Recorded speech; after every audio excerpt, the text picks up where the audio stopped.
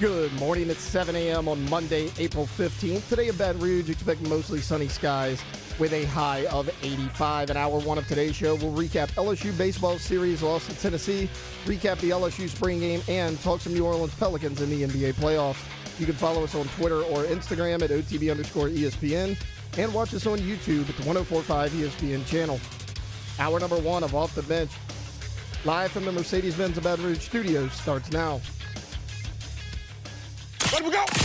All-Star Toyota presents Off the Bench with Jacob Hester and T-Bob Hebert. Yeah. Off the Bench with Hester and T-Bob. Hey, P, they said I got to come off the bench. All-Star Toyota presents Off the Bench with Hester and T-Bob.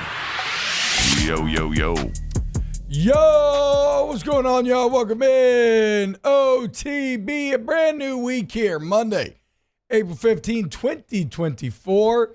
And we hope you had a good weekend because chances are if you're listening to this, there's not too much that you would have watched that would have made you happy. I kind of bemoaned it last week, right? I had one of those moments where you're like, why do I care so much? Why am I allowing these things that really don't matter, that are not a big deal, have no serious effect? Why do I let them affect my mood so much? And, well, we're right back here on another Monday as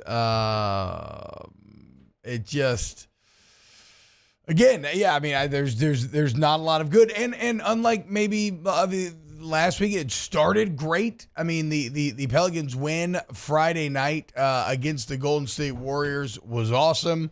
It's a red-hot Warriors team. You go into their building, use an incredible second quarter, jump out of this massive lead, and then you survive Steph Curry doing Steph Curry things late in that game, and it sets up what is Pels Lakers. If you win, you control your own destiny. You have the 6th seed. You're even teased on Friday night then maybe we're going to get that 6th seed right away as the, was it the Kings and Suns? Yeah, it was Kings. Kings, Suns battling. Kings up 4, the minute left. Had they won that game, you would have locked it up, and the Suns end up winning by 1. But it's okay.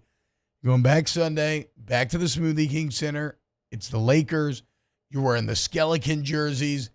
Just go get it done. Win, and you're in. Well, Lakers jump on you early, and they Debo you. They take your chain. They straight up beat yo ass, man.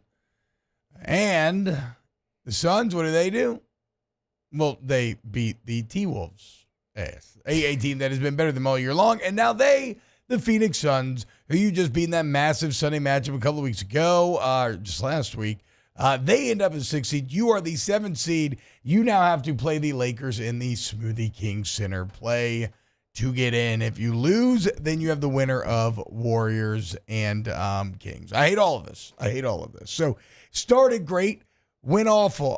The same cannot be said for LSU Baseball, which just continues to find ways to lose as they go to Knoxville, Tennessee, and they end up getting clean swept. Once again, you lose 5 SEC series in a row for the first time since 1977.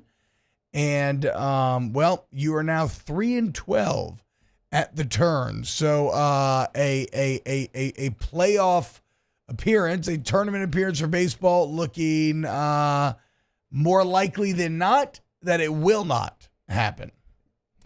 The thing that's really frustrating about the baseball portion, and I certainly want to get back to the Pels as well, and by the way, you got some sun this week. Yeah, it was a big pool weekend. Pool weekend with the homies, dude. We're not the homies, with the families. Right, your family can be your homies. Yeah, that's true. They are. Yeah. They are, to be fair. Homies. I mean, it was nice when about, thankfully for the Pelicans, they let me know about a quarter in they weren't really going to give a damn. So I went ahead and decided to just start swimming. Yeah, we had soccer straight into baseball, and I'll watch a little bit on my phone, even though I was coaching soccer. I was like, I'll check the score. And I kind of pick up the phone. I'm like, I could just coach soccer. Yep. And put that back in. Same exact pocket. deal. So I do want to come back to the Pelicans. But as far as baseball, just a quick note, it's so frustrating because, yes, I know in the game threes over the last couple of weeks, you've been run ruled and you haven't really shown up. But, like, in these series, even in those series, there's moments where you need the big play. You need the big strikeout or you need the big hit because there's moments in these games for you to tie it up or take a lead, like even later in the game. And that's what's frustrating is you haven't made that play really one time. Not once. And it's been there. It's been on the table to make, and you haven't been able to make it. And so if it was a situation where every time we came in here, LSU loses 10-2 or they lose 11-1, and you just don't see that moment, sucks. But you're like, okay, well, here's what it is. It is so maddening because there is that opportunity. And you had it in these games against Tennessee. You certainly had it on Saturday, and just not making that one pitch, that one hit, that one whatever it might be to go at least take a game. Like Saturday's game was right there. Holman gave you everything you needed, and you weren't able to capitalize.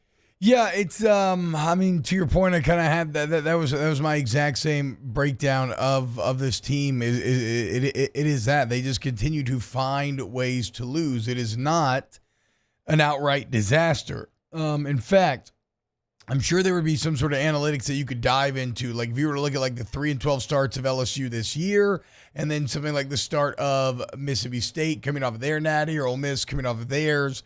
The numbers within the numbers, I'm sure, would be kind. Not that anybody cares, but like you're close. It's just you keep finding ways, right? Like you found ways to lose in critical moments, like Jake is talking about, whether it's the kicked ball against Florida that we all know about from Game 2, the home run against Vandy in Game 2 that you give up with just a few outs left. You've had a lack of clutch hitting, which would probably be the closest thing to a common denominator throughout the entire year. I mean, you out-hit Tennessee 9-7 on Friday, and yet you lose 6-3. You out-hit them 9-5 on Saturday, and yet you lose 5-3. On Sunday, you get 8 hits to their 9, but you lose 8-4. You're just stranding guys all over the place. You've had critical errors in other games, even in the Game 1 win against Vandy.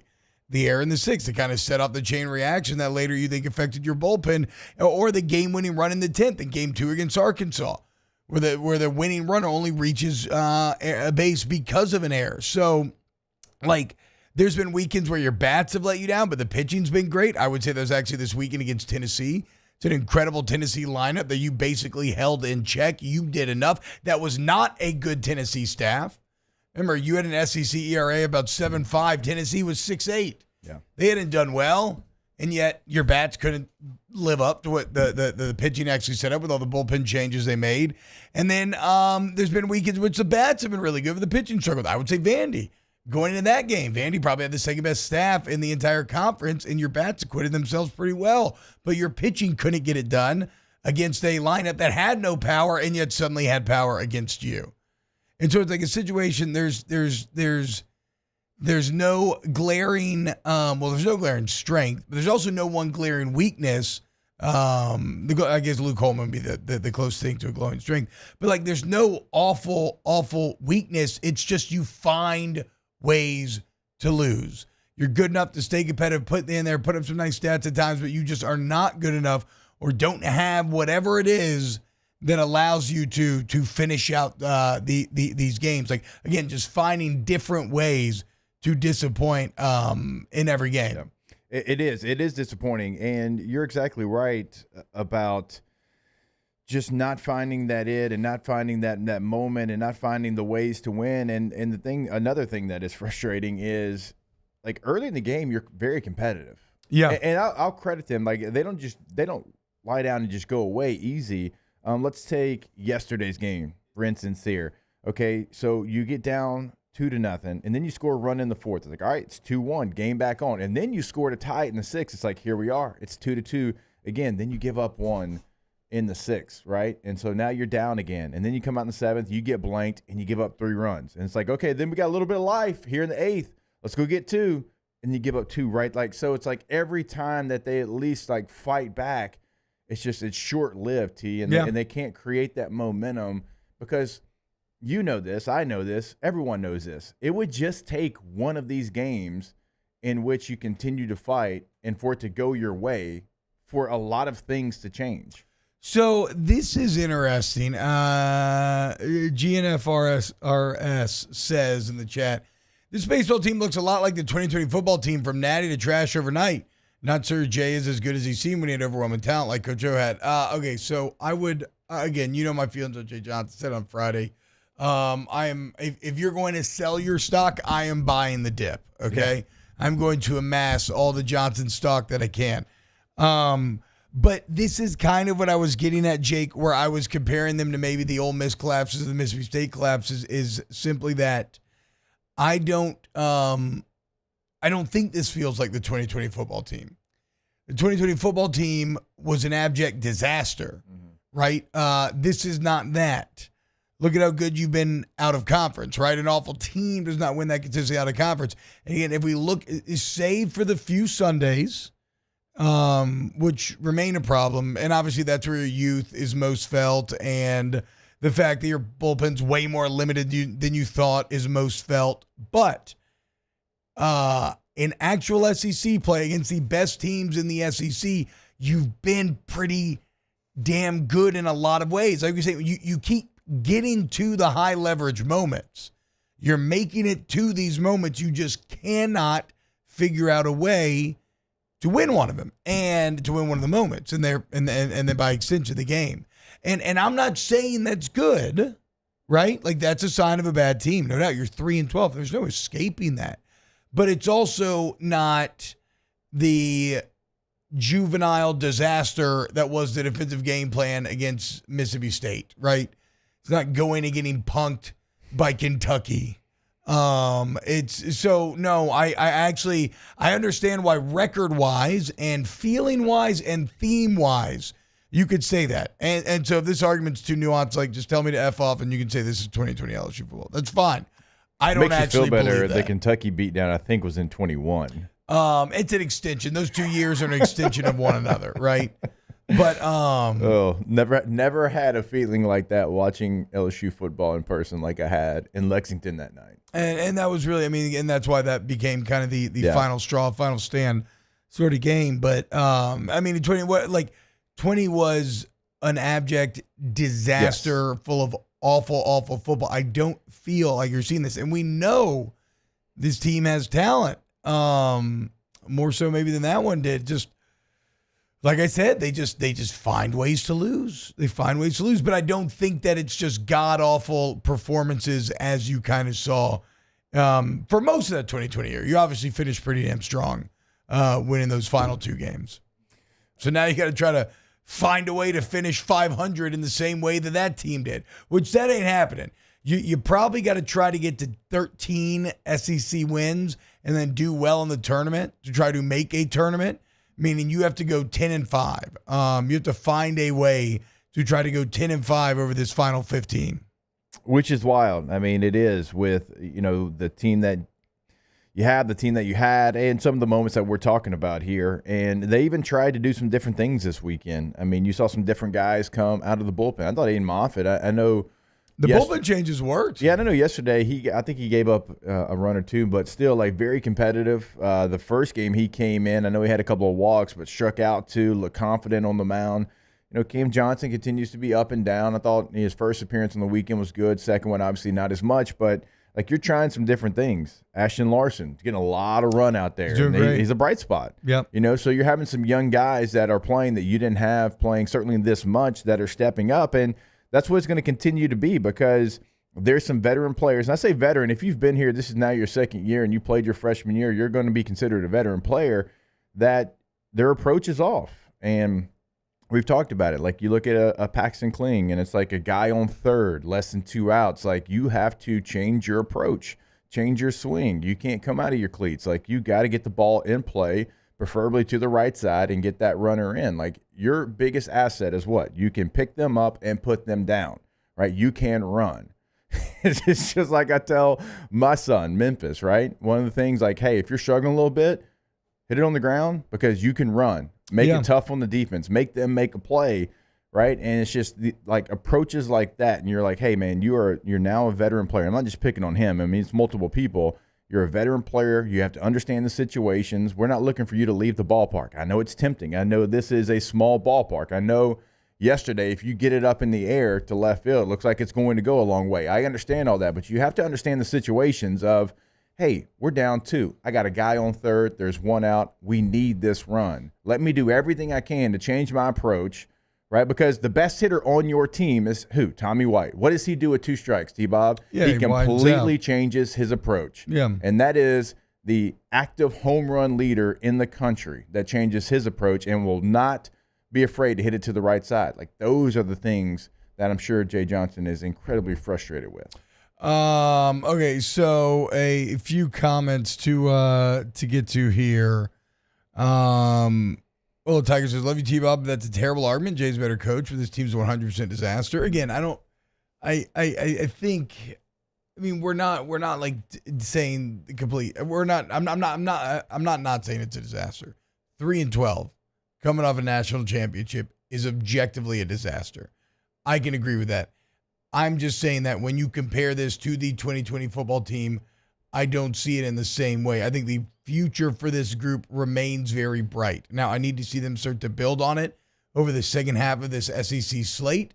But even going forward, I mean, as Champ points out, he says, look, this team is young. They don't know how to win. Nothing else. Young guys drop tight games. I mean, that tends to be true. Now, yeah, again, I would have never expected it to see it this consistently, right? If you're in this many tight games, you're supposed to start to win some of those. You're not supposed to go like 0-8 in those sort of situations. And so that is a bit of a mathematical anomaly there. Ethan David said, I would rather put up with a lesser talented team right now where everybody's pulling their weight and you are executing the most talented team that can't execute and can't play together. Yeah, absolutely. Absolutely. I mean, of course, you want a team that's executing better and winning games regardless of talent level. You just want to win. That's fair. But you're not. And I'm only saying that the potential there, both here in the short term for the second half of this season and going forward, is just a bit higher than maybe it felt on like a 2020 LSU or when you lost so much talent like you did, or even the year after. Again, I don't agree. But I don't know why. I don't know why I'm sitting here going to the mat for it, because like I feel you. It's very simple. You could just say no. Like the results on both absolutely suck, and I don't really have an argument against that, to be fair. I guess one of the things that would be different when we're making that argument, we all know in football, you look like that, then there's no chance of anything postseason wise. Like even if you make like a bowl game, it's going to be a very, very low tier bowl game. In baseball, we have seen teams like an Ole Miss get the very last spot in postseason play and then go make a run. And trust me when I say, hey, I'm not saying that this team has that, but I think that is one of the differences is when you see like some bright spots and you see some changes being made and some of these changes are working and you're incredibly talented and you are a very young baseball team. Even if you're not young, right, you're coming from somewhere else. And so like trying to all come together, and we've seen it happen before, but that clock it's past ticking. I mean, the clock is kind of buzzing on you right now, because not only making the postseason, T-Bob, as far as like making a regional, yeah. You got to make Hoover. Yeah, I mean, I think you're going to make Hoover, though. Yeah, I do too, with the schedule lightening up a little bit. But yeah, you still got to do that. You got at Mizzou, then home Auburn, and you should absolutely 4-2 that. Yeah. Absolutely, you really need to 5-1 it if you want to try to accomplish your goals. All right, let's go to break. Continue to get your comments. So we're going to talk about the Pelicans' disappointment yesterday as well. Although I had an incredible time at softball Friday night from a vibe standpoint. That was a struggling weekend. There's a spring game to break down. So a ton to get to here on today's Off the Bench. Coming out with us, youtube.com/1045 ESPN. Hit the like button, get in the Byford YouTube chat, and we'll see you on the other side of the break. Off the Bench with Hester and T-Bob. ESPN Baton Rouge, New Orleans, Alexandria, and 1130 The Tiger. Go to Community Steel Company, communitysteelco.com, communitysteelco.com for all your steel needs. You want to go over there to Gonzales, Louisiana. You need purlin, tubing, sheet metal, steel buildings. You need Community Steel, okay? They make it right there on site. And that means that you reap the benefits, right? Because they go directly from the wholesaler to, like I said, manufacturing their own product. No middlemen jacking up the price for consumers on the back end. You deal with a live and local sales team that gets to know you and your business or your personal needs better. They can better serve you.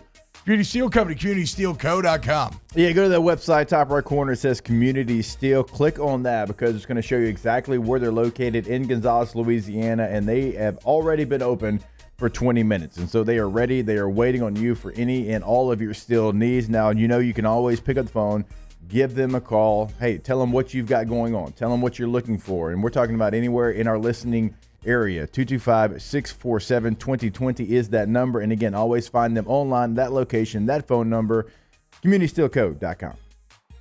Our listeners fire off their opinions on the jimsfirearms.net hotline at 499-1045. Keep listening for your next chance to shoot us your thoughts with the jimsfirearms.net hotline on 1045 ESPN Baton Rouge.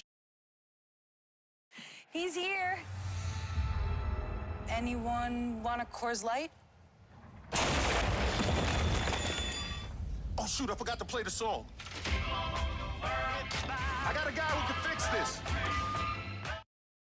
Bayou Chrysler Dodge Jeep Ram is taking $22,500 off the new 23 Ram 1500 SCA truck. We're open for business in our beautiful new showroom and taking $22,500 off the new Ram 1500 truck. All new Bayou vehicles come with a 1 million mile warranty. The crew at Bayou Automotive is going to do right by you. Dylan Cruz here to tell you about Six Rings Baseball and Softball Camp. If you live on the North Shore and play ball, go to Six Rings Camps with former LSU assistant coach Dan Canaveri. His knowledge is second to none, and your child will improve and have fun doing it. Camps were held at Coquille Park and Six Rings Academy in Covington with 4 sessions over the summer. Full day and morning only sessions are available from ages 7 to 13. Go to sixringsbaseball.com or call 985-206-9096. Learn the game to love the game. I've been doing business with Luba for 25 years. They're dependable, trustworthy. It's just the attention to detail with our clients. Our folks have years and years of experience. They're highly trained professionals, but many companies have that asset. What I'd like to think makes Luba a bit different is that we use those talents in a way that truly is dedicated to serving the needs of the folks who depend on us.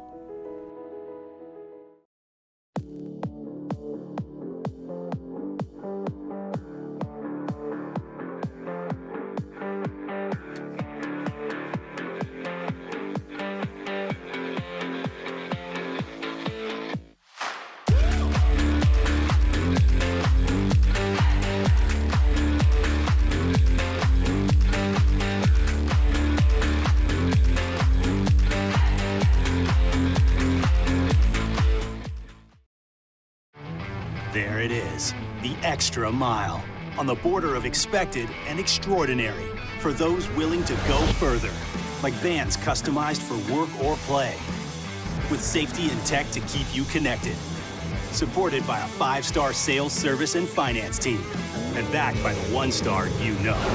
So go the extra mile. It's never crowded, because so few have what it takes to go there. Mercedes-Benz Vans.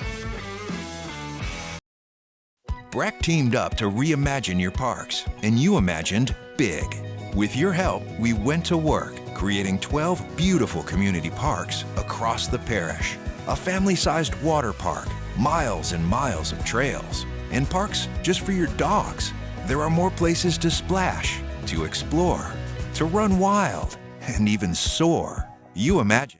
Charles Handegriff, join us for the Monday edition of Live at Lunch from the Queen Casino, downtown Baton Rouge. We'll take a look back at the Masters and LSU's 3-game set with Tennessee. Live at Lunch, 11 a.m. Monday on 104.5 ESPN Baton Rouge.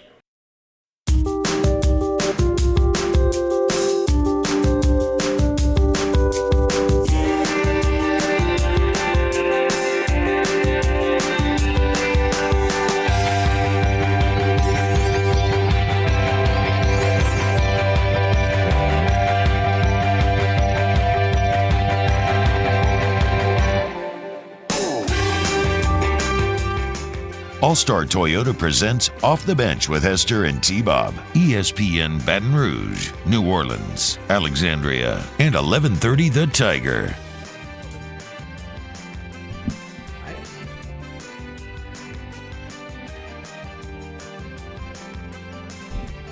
Oh, yeah. Yo, what's happening, y'all? Welcome back. OTB. I will cut my genitals off if LSU finishes last in the SEC. Hold on, guys. Hold on. 7:25. Just letting y'all know. Yeah, we're gonna for how deep said this conversation. genitals. I know before this conversation goes too deep, and Taylor has a follow up. Yeah. I'm marking the video, but that's the second sports bet you've made with that consequence. I mean, the first one might have, the I first get it, one is but- Florida football winning the SEC championship. I'm safe there. Hey, I don't mind this conversation, but maybe we'll have it like in an hour. I'm because safe listen, there. I'm not. This is a little sketchy. All of Memphis's Lugnut baseball team listens in the morning. They're probably listening right now. Shout out to the Lugnuts. We'll have that conversation a little bit later on. I mean, you're the one out here saying lug nuts. That's true. Okay, That not is me. very fair. Ryan Brack says the bottom 5 teams are Auburn, LSU, Ole Miss, Alabama, Mizzou. You play 3 of the 4. We're about to see if this is competition-based or if we suck. I am a firm believer that a lot of this is competition-based, as I said, because you are young, you keep losing these high-leverage moments, and you're going against teams that are the opposite of young, that are the best in the entire country, and you face a lot of them on the road. So, yeah,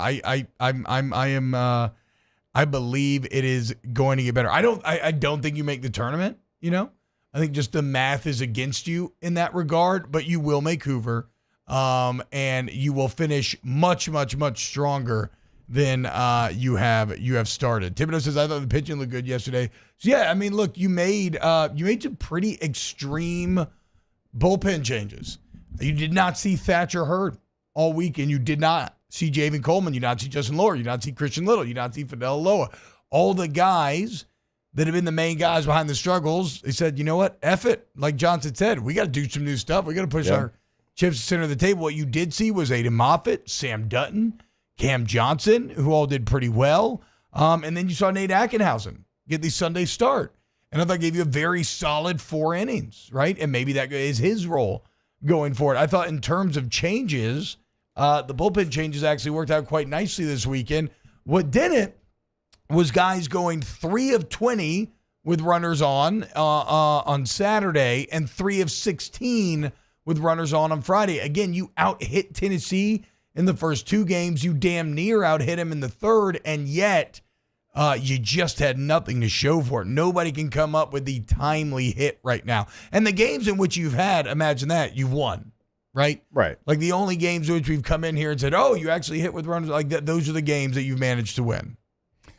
Again, it kind of goes back to, being in that one moment. Because we all know baseball. We all know that there's going to be opportunities. There's going to be one chance, one opportunity. If you're down big to change the narrative of the game, or if you're tied or down a run, like there's going to be that opportunity to tie it up, take the lead, whatever it might be. And they've had those. I mean, how many times early in this series, did they have the bases loaded and had nothing to show for it? I mean, there was multiple times, and those just don't. I mean, Friday night, you'd already scored maybe twice, right? 2-1 at very beginning. Well, I was at the softball game, but this is when I was in a little bathroom trip watching on my phone. And nobody watches sports in the bathroom like T-Bob. I mean, it's probably the greatest technological development of our time is the ability to watch all of your sports content on your phone, no matter where you're at. Fair. But yeah, maybe I should stop because it just goes disappointingly every single time. But yeah, I mean, you scratched across, was it 1 or 2? Maybe to make it like 2-1. I can't remember the exact setting.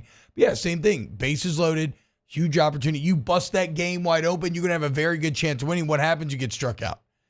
And again, this is not a great Tennessee staff this year. And yet it seems like time and time again, when you get to those moments, you just have not found a way. I mean, the only time you did was like Stephen Milam in the midweek earlier this week when he had the bases clearing. Was it a triple or a double? Just haven't been able to get it done, dude. Yeah, and so those are the moments that we're talking about. They've presented themselves, and it just does not feel like you have taken advantage of it really at all. Like I'm trying to sit here and I'm trying to think of a couple of big hits because, all right, the Vandy game that you won, I mean, you absolutely you got out in front and then you held on. Some of these SEC victories that you're able to have. The only game where you were truly dominant was Florida game 1.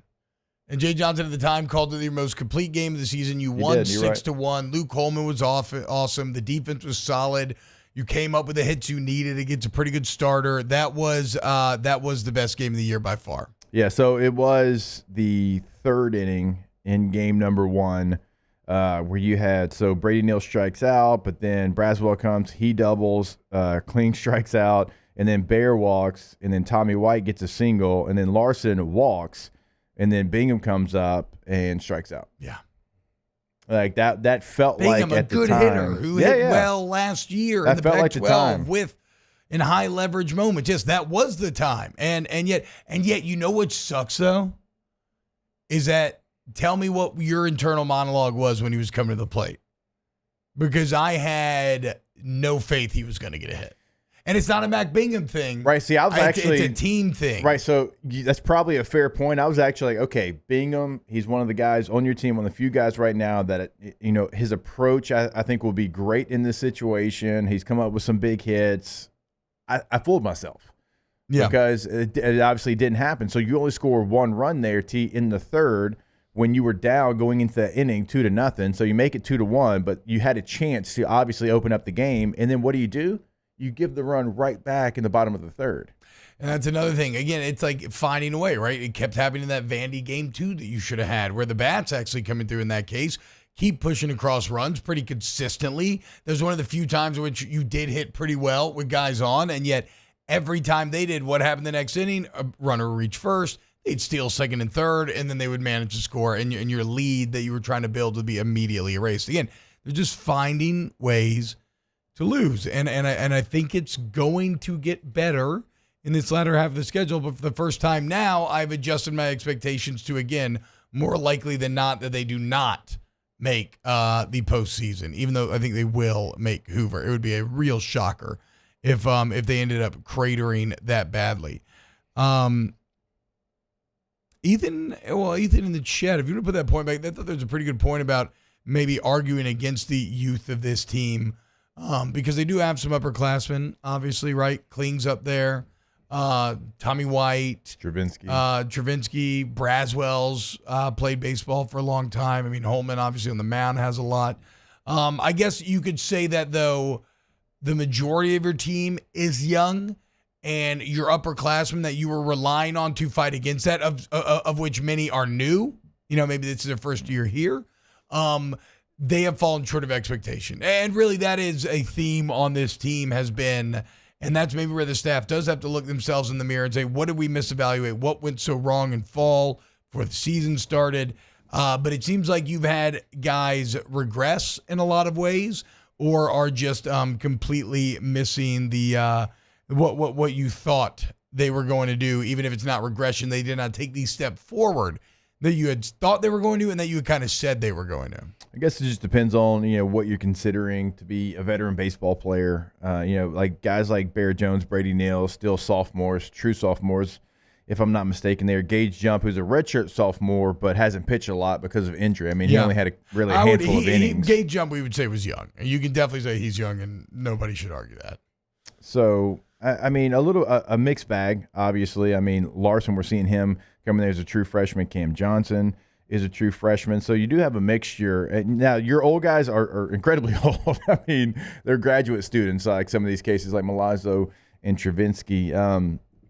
So you have this recruiting class, this signing class, T-Bob, that was elite, right, on paper. And some of those players have had an opportunity to try to prove themselves very early on in their career.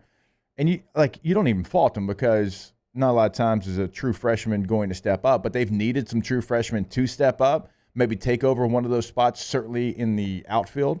Yeah. And Larson's the first one that we've kind of seen that's actually taken that opportunity and grabbed a job. Well, and then you saw Cam Johnson this weekend. He did pretty well. Like, what if he continues to yes, you are now to the point where the definition of insanity is to continue to do the same thing. Yeah, you have to just throw these guys in. I mean, you're already losing these games. You have to throw them in, and if they're better, start to develop them. And I'm not saying you punt on this year. If they're not better, you don't keep them in, right? I'm not saying just develop at all costs, but you might as well give him the opportunity to prove it. Because like Jake said, you gave it to Larson, and he's done very well. Jesse in the chat, I really thought Travinsky was going to rake this year. Fire said Travinsky cursed himself with a pencil bat. Yeah, it really has been kind of downhill since the pencil bat. It's they didn't have an awful series. I mean, he 2 for 4 one game. I know he left the yard one game. Actually, he went 2 for 4 twice. Okay, it was a good weekend for Travinsky then. But still, again, like we talked about going into the series on Friday. Yeah, he went 2 for 4 2 different games I know of. Braswell was your top SEC hitter at 330, but then we all know what his defense was doing. And then it was all the way down to Bear Jones at 280, Tommy White at 260, Trav's right there at 260 something as well, so that probably went up a few points. But again, nobody's hitting that consistently in the SEC right now. So, look, you're going to Mizzou, man. And if you don't win 2 of 3 in Mizzou, even though who did Mizzou surprisingly sweep this year? Florida, right? That was 2 weeks ago. That was Missouri like 2 weeks ago. Florida in every sport. Still, if you don't go take 2 or 3 off Mizzou, then all this like kind of silver lining that I am trying to sell you, it is all for naught. And you can just tell me to shut up and that they are 2020 LSU football. But I don't think they are. And so I think they will. But it so much comes down to this weekend now. All right. When we get back, let's talk about the Pelicans, as it was a weekend of highs and then a weekend of very low lows. And, well, you're going to get a chance for revenge tomorrow. Keep it locked right here on Off the Bench. Off the Bench with Hester and T-Bob. Tommy's Windows, Doors, and Siding. You want to see the difference clearly? You want to work with Tommy's Windows, Doors, and Siding. You need hardy plank or vinyl siding. You need wood or vinyl windows. You need any type of door. Tailored tax return season. You know that? Well, look, you want to reinvest in your home, your greatest asset. Make it the home of your dreams. I don't care if it's like a starter home or a home, your dream home, your forever home, if you will. Let Tommy's handle your project. Or in fact, make them one of the bids for your project, right? That's how much I believe in Tommy and the team over there and everything that they bring to bear. You make them one of the bids, and as you're going through the process, you are going to see why you want to work with Tommy's. Go to GEAUXTommy's.com. Go Tommy's.com. Yeah, when you go to the website, you can check out some testimonials of past clients. You can check out a gallery of work that they've done before here in the community. So go to the website, windows, doors, and siding, all right there at your fingertips. That's throughout this listening area. Go Tommy's.com. In times of need, get a full list of phone numbers, websites, and other important emergency information on the Demco Stormwatch page at 1045ESPN.com.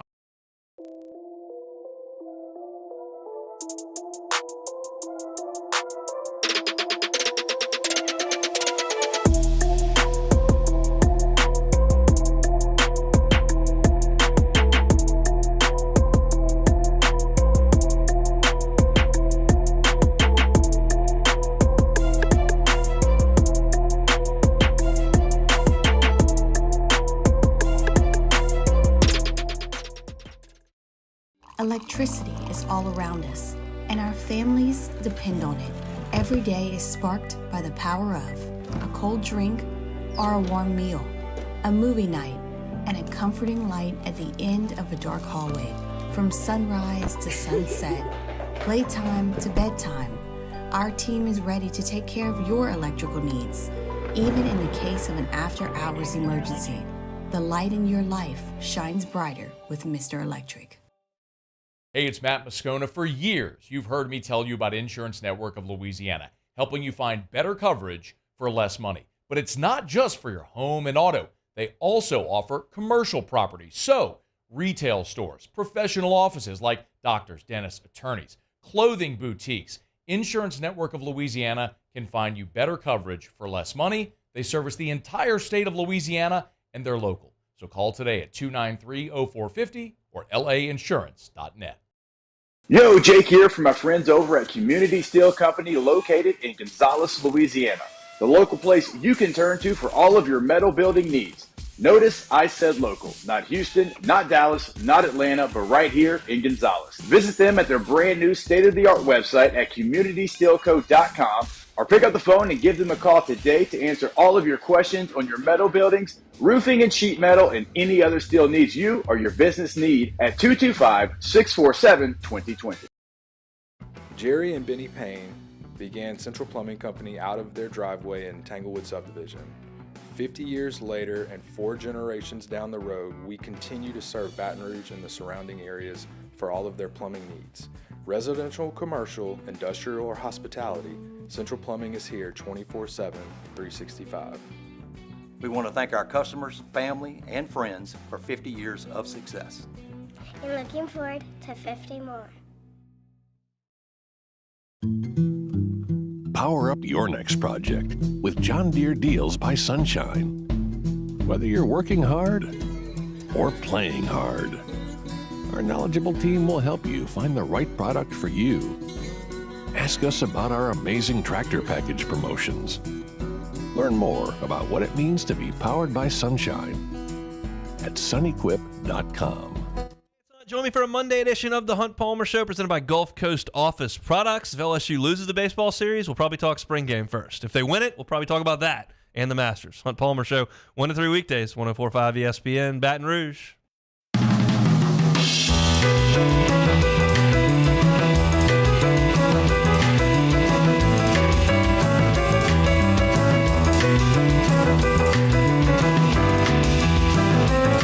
All-Star Toyota presents Off the Bench with Hester and T-Bob. ESPN Baton Rouge, New Orleans, Alexandria, and 1130 The Tiger. What are sports if not reflective of the up and down nature of life, right? I think we can all appreciate this. You have one of those days where maybe you get some good news. Seems like everything's going great. You're on top of the world. You leave work. You basically skip it. Got endorphins pumping. You feel like, man, my whole life's going to work out. Everything is coming up good. And then right when you think you've made it, something comes along and it humbles you, right? Maybe it's, it ends up that good news was not as originally good as you thought. Maybe it's like a fender bender, like whatever the case is, something comes, punches you in the gut, it bums you out, and it gets you down. The question becomes, and what will determine how your life will go is how do you respond to it, okay? Because I am a firm believer. I had this guy who he owned a bunch of dominoes, very successful man, you could say. And I was pressure washing his driveway, and he was explaining this to me, and I don't know why, like really stuck with me. This was in high school. Okay. And he was like, look, man, he was kind of talking about this. There are going to be times where it is going to feel like your back is against the wall and you're kind of dead in the water. And the only thing you can do is tighten the belt and just get back to work. Okay? Just pick yourself up, tighten your belt, focus in, eat right, do healthy things, and just get back to work and try to be successful the next time. And I don't know if there's any strategy that better represents what you got to see out of both the LSU baseball team and the New Orleans Pelicans after you have this incredible win where you go to Golden State, you have this unbelievable shooting performance, you bury Steph Curry, you survive the Steph Curry run, the 9-1 in their last 10 Golden State Warriors, then you return home against the Lakers and you get your ass kicked once again for the third time this year by the Los Angeles Lakers. I don't know what it is, T-Bob. I don't know what they have mentally over this Pelicans team, but they certainly have it. Whatever it is, because they look completely different when they play the Lakers than when they play, I think, anybody else scared in the NBA. Bro, Lakers are their Debo.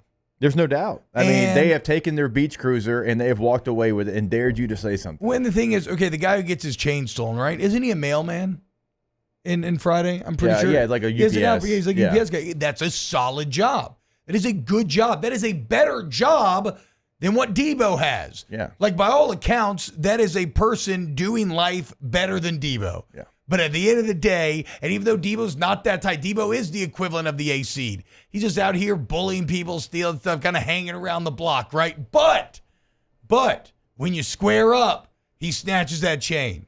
And the Pelicans keep getting Debo by LeBron and company, and I'm absolutely sick of it. You let that soft-ass AD who disrespected you and spit on you on the way out go and kick your ass. Look, 38-year-old LeBron drop a triple-double. Why are you playing this team small, too? Yeah. 50-12 in the paint in the first half, and JV is nowhere to be found. It was so depressing. It was the one high moment was BI hitting the 3 over 80 to end the first quarter. You're down 4. I'm like, oh, maybe I have a chance. And then the second quarter, no, you immediately said, no, you just immediately gave it. You just immediately handed over the chain, handed over the bike, took your licks, and just went home with your tail between your legs. Yeah, everything that you just said is actually factual. And that's troublesome because the Lakers aren't going away. Like, you have to find a way. Like, you have to do something that was different. And you're right. I was surprised with the lineup and how they rolled out there. I mean, Valanciunas got 6-7 minutes, I think, total. in the game, and they took advantage of it. And look, Larry Nance is a great stretch 5, and he can do a lot of great things, but I didn't have him playing 30 minutes and Valanciunas playing 7 in this game coming in. And that's going to switch up. It has to switch up next time you play them. Yeah, for those that don't know, so you get your ass kicked by the Lakers, which again, it's not just this game. Remember the in-season tournament? Pels on a little early season heater, giving a little hope. You run up against the Lakers, and what was it, the semis, I believe, there, and you get blown out 133-89. Ooh, you lost 3 of 4. Every loss has been like double digits. Do we know his status of AD? Because he did leave that game limping in the fourth quarter. Now, AD leaves a lot of games, it feels like, limping. He probably off the just court, was limping because they had a big lead. And he didn't feel like playing anymore. He went back in the tunnel, and he was selling it. I mean, he was limping. You've now lost 6 of 7 in the Smoothie King Center. I don't know how you're so good on the road but so bad at home. And in this loss, again, you think it didn't matter? You missed out on a chance to win 50 games. It's the second time in franchise history. You missed on a chance to break those home struggles we just referenced. You missed on a chance to guarantee the 6th seed. And you missed on a chance to get that Lakers monkey off your back. And now you got to turn around and play the Lakers again in the Smoothie King Center tomorrow night. You win that and you're in. You lose that, and then you get the winner of Golden State Kings. And I got to be honest, I hate all of that. Lakers have beat your ass. Are you really going to be able to 6-0 the Kings if that's the case? Sure. And a Warriors team that is playing red hot that you had to shoot well over 50% from 3 to beat. Can you do that again? It does not feel good here on this Monday. And it's funny, if I thought you were going to lose to Lakers, I maybe thought it would just be because the 3-point shooting came back down to earth. And there was an element of that. Because the last 2 wins, you were 50% and over. Like, that's insane. But you still shot 40% from 3. You just got dominated, embarrassingly so, down low with the amount of it looked so easy for the Lakers to get to the basket yesterday. All right, so B.I. comes back, which, look, I'm not going to say it's a bad thing, but he comes back and he plays 23 minutes in this one, and now you're trying to figure out, okay, well, what do we want to do now, right? Because you had a lineup and you were going well, and sometimes it can be tough. And I'm not saying that you'll ever turn down getting B.I. an all-star back, but getting it back in this situation, in this kind of crunch time, I wonder how much different it's going to look tomorrow night compared to yesterday's game. Because now you have to find out a way to get Trey Murphy his shots. You have to find a way to get some of these players, like Jose Alvarado has been playing really well for you down the stretch. You got to get them their minutes and not take away from the dynamic of the team. Now, Yesterday, Valanciunas was the guy that had to take a back seat. And remember, Larry Nance has been out as well. And so he comes back, He gets 31 minutes. That was kind of shocking to me just because of how the Lakers were beating you and because Larry Nance hasn't been there. Now, did you try to get him some extended minutes once the game got out of hand? Probably so, because you're going to need a Larry Nance, his veteran presence in a playoff run, whatever that looks like, be it, 2 games, whatever. So yesterday, I wonder how much of the score dictated maybe some of the lineup and how much B.I. would have played if it was a tight game. Would he have gone 34 minutes? And so, those are things that I'd be curious about how they handle the lineup, the substitutions, rolling it out there this next game. Well, we'll see you again on Tuesday. I can tell Beck, Taylor, that y'all have takes as well. We'll get to him next to close of the hour here on OTB. Off the Bench with Hester and T-Bob. Go to allstartoyotabatonrouge.com, allstartoyotabatonrouge.com. All-Star Toyota is located right there off of Airline in Goodwood. Incredibly easy to get to, very conveniently located, y'all. And look, if you're in the market for a new vehicle, just go pop in, man, and let the sales team kind of guide you around, look at some of the great deals and what they have available right there on site. You can also custom order you anything. In fact, with All-Star Toyota Express on the website, you can just go ahead and custom order your own vehicle if you want. But again, I love the people over there. And if you need a body shop or a service center, All-Star Toyota, all makes and models are welcome. So bring your insurance claim in. You mention OTB, T-Bob, Jake, whatever. Get $100 towards that deductible. They are the best. All-Star Toyota Baton Rouge, also ToyotaBatonRouge.com. Yeah, we always encourage you to go check out the website, see what they have available, because the full fleet is very impressive. Because midsize SUVs, multiple trucks, hybrid sedans, you name it, there's multiple options. You get the minivan, you get the full-size SUV. Check all that online, buying new, leasing, and renting. All-Star Toyota of BatonRouge.com. Our listeners fire off their opinions on the jimsfirearms.net hotline at 499-1045. Keep listening for your next chance to shoot us your thoughts with the jimsfirearms.net hotline on 1045 ESPN Baton Rouge. There it is, the extra mile, on the border of expected and extraordinary for those willing to go further, like vans customized for work or play, with safety and tech to keep you connected. Supported by a 5-star sales, service, and finance team, and backed by the 1-star you know. So go the extra mile. It's never crowded, because so few have what it takes to go there. Mercedes-Benz Vans.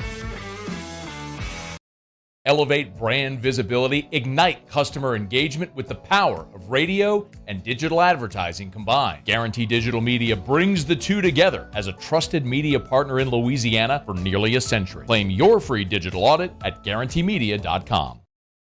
Gulf Coast Bank and Trust is giving our customers the power to bank anywhere, anytime during this challenging event.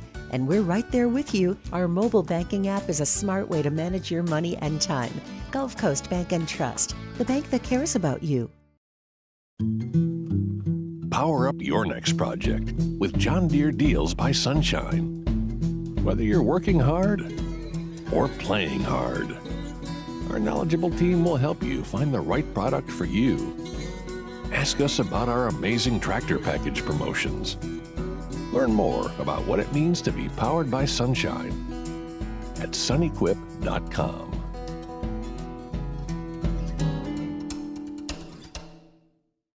Gulf Coast Office Products is a nationally recognized Savin office equipment dealer based right here in Louisiana. Over 100 employees strong, Gulf Coast has the boots on the ground to support all vertical markets, from education, engineering, legal, and finance. With the latest in office technology, from desktop to production segment units, Gulf Coast and Savin have the perfect fit for you.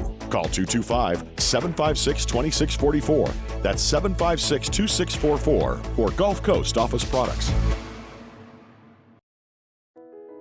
I've been doing business with Luber for 25 years. They're dependable, trustworthy. It's just the attention to detail with our clients. Our folks have years and years of experience. They're highly trained professionals, but many companies have that asset. What I'd like to think makes Luba a bit different is that we use those talents in a way that truly is dedicated to serving the needs of the folks who depend on us. Dylan Cruz here to tell you about Six Rings Baseball and Softball Camp. If you live on the North Shore and play ball, go to Six Rings Camps with former LSU assistant coach Dan Canaveri. His knowledge is second to none, and your child will improve and have fun doing it. Camps were held at Coquille Park and Six Rings Academy in Covington with 4 sessions over the summer. Full day and morning only sessions are available from ages 7 to 13. Go to Six Rings Baseball. Moscona inviting you to join us for Monday's AFR, presented by Relief Windows. We'll recap the LSU spring game, the Tigers and Vols in baseball, and we'll know the Pels playoff destination. Join us Monday, 3 to 6, 104.5 ESPN Baton Rouge. All-Star Toyota presents Off the Bench with Hester and T-Bob. ESPN Baton Rouge, New Orleans, Alexandria, and 1130 The Tiger. All right, welcome back. A couple minutes here to wrap up hour one. Beck, what you got, dude? I saw you wanting to take on the Pels' current plight. Yeah, I think it's the same thing that me and Taylor both were talking about during the break. But it just, you all talked about it too. Jonas Valanciunas playing 7 minutes in that game. I don't understand when Larry Nance is continually getting beat by Anthony Davis, who has a size advantage on him. Yeah. I understand AD is definitely a little bit more athletic and quicker than JV, but at the same time, JV can stay in front of him, and he's got a couple of inches on him, and I think he could have done a better job. Bully him, dude. Yeah, Get he could, physical exactly, with AD. better job than because AD is not known as being a very very strong player. So I think seeing that, it just doesn't make any sense. We've seen and Taylor can. He found a stat too about the minutes that JV has played, but it just doesn't make any sense to me when you're getting beat down, you're getting beat in the paint so much. And look, Valanciunas isn't known as a great paint defender, but he's good. He's not bad. He's a solid defender in the paint. So that's to me, it just doesn't make any sense. No, I mean that's what he's there for, is rim protection. When he's in, Taylor, correlation does not always equal causation, but our brains do like it. Yeah, here it does. So I looked at it. Since March 24th, you're 6-6. So you have 6 wins, 6 losses. 4 out of 6 of those wins, Valanciunas played over 20 minutes. 4 out of 6 of those losses, Valanciunas played under 20 minutes, including 3 games where he played under 10. And so again, that may not be the whole reason. And look, and there's things like matchup, certainly, where it's like you think it's better, but that's where I get confused, is because I would love to see what the matchup. What am I not seeing as a layman? Like, what's the matchup justification for why they thought that Nance would be the better option when, as Beck said, it was like clear the entire day as the game is going on that it was not working at all in any way whatsoever. All right, when we get back, we still going to talk about this LSU spring game, and we'll kind of continue to touch on baseball Pelicans throughout the entire show, I'm sure. Keep it locked right here on Off the Bench. Off the Bench with Hester and T-Bob. Join MMR and ignite your career. MMR is the largest privately owned electrical and instrumentation contractor in the entire nation, guys. They've been headquartered right here in Baton Rouge for 3 decades, but they've got offices all over the globe. And right now, MMR is seeking talented individuals to join the team. So you want a tailored path for both professional and personal development. You want to couple that with outstanding benefits, a dynamic culture, and really, quite frankly, the opportunity to travel all over the world in a lot of cases. Well, MMR wants you. And I don't care if you're a student seeking internship, you're just beginning your career, or you're a seasoned pro. MMR has a variety of positions available. So build your future today with MMR. Apply now at mmrgrp.com. That's mmrgrp.com. Bayou Ford has the new inventory to get you in a new Ford truck or SUV today, or customize your next vehicle just the way you want it. All new Bayou Ford vehicles come with a 1 million mile powertrain warranty. The crew at Bayou Ford is going to do right by you.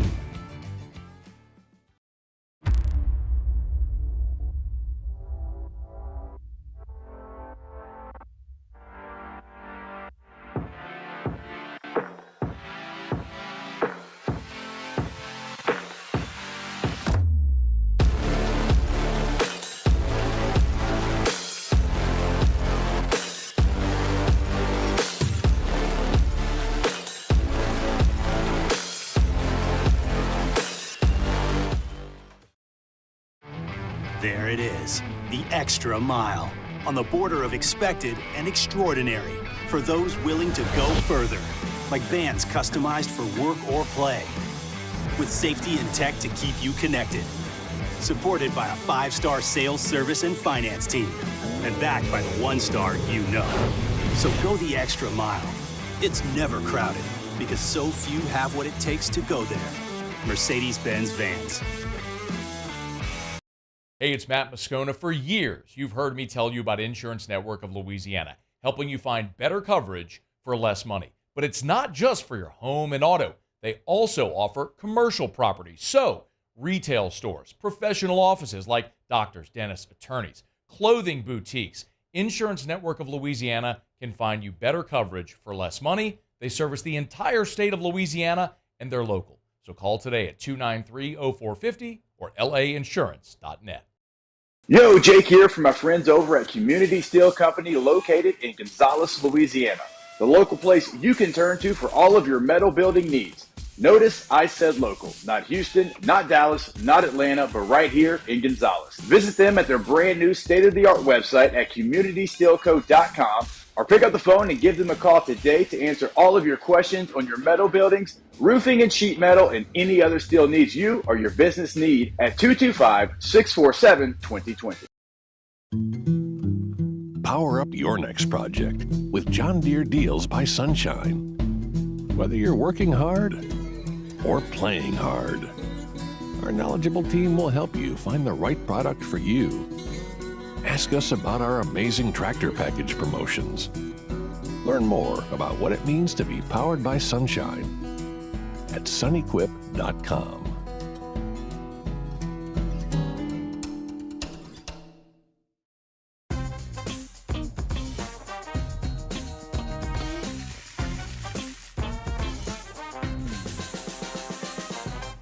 best kept secret in town is out. Discover Tallulah at the Renaissance Hotel on Bluebonnet.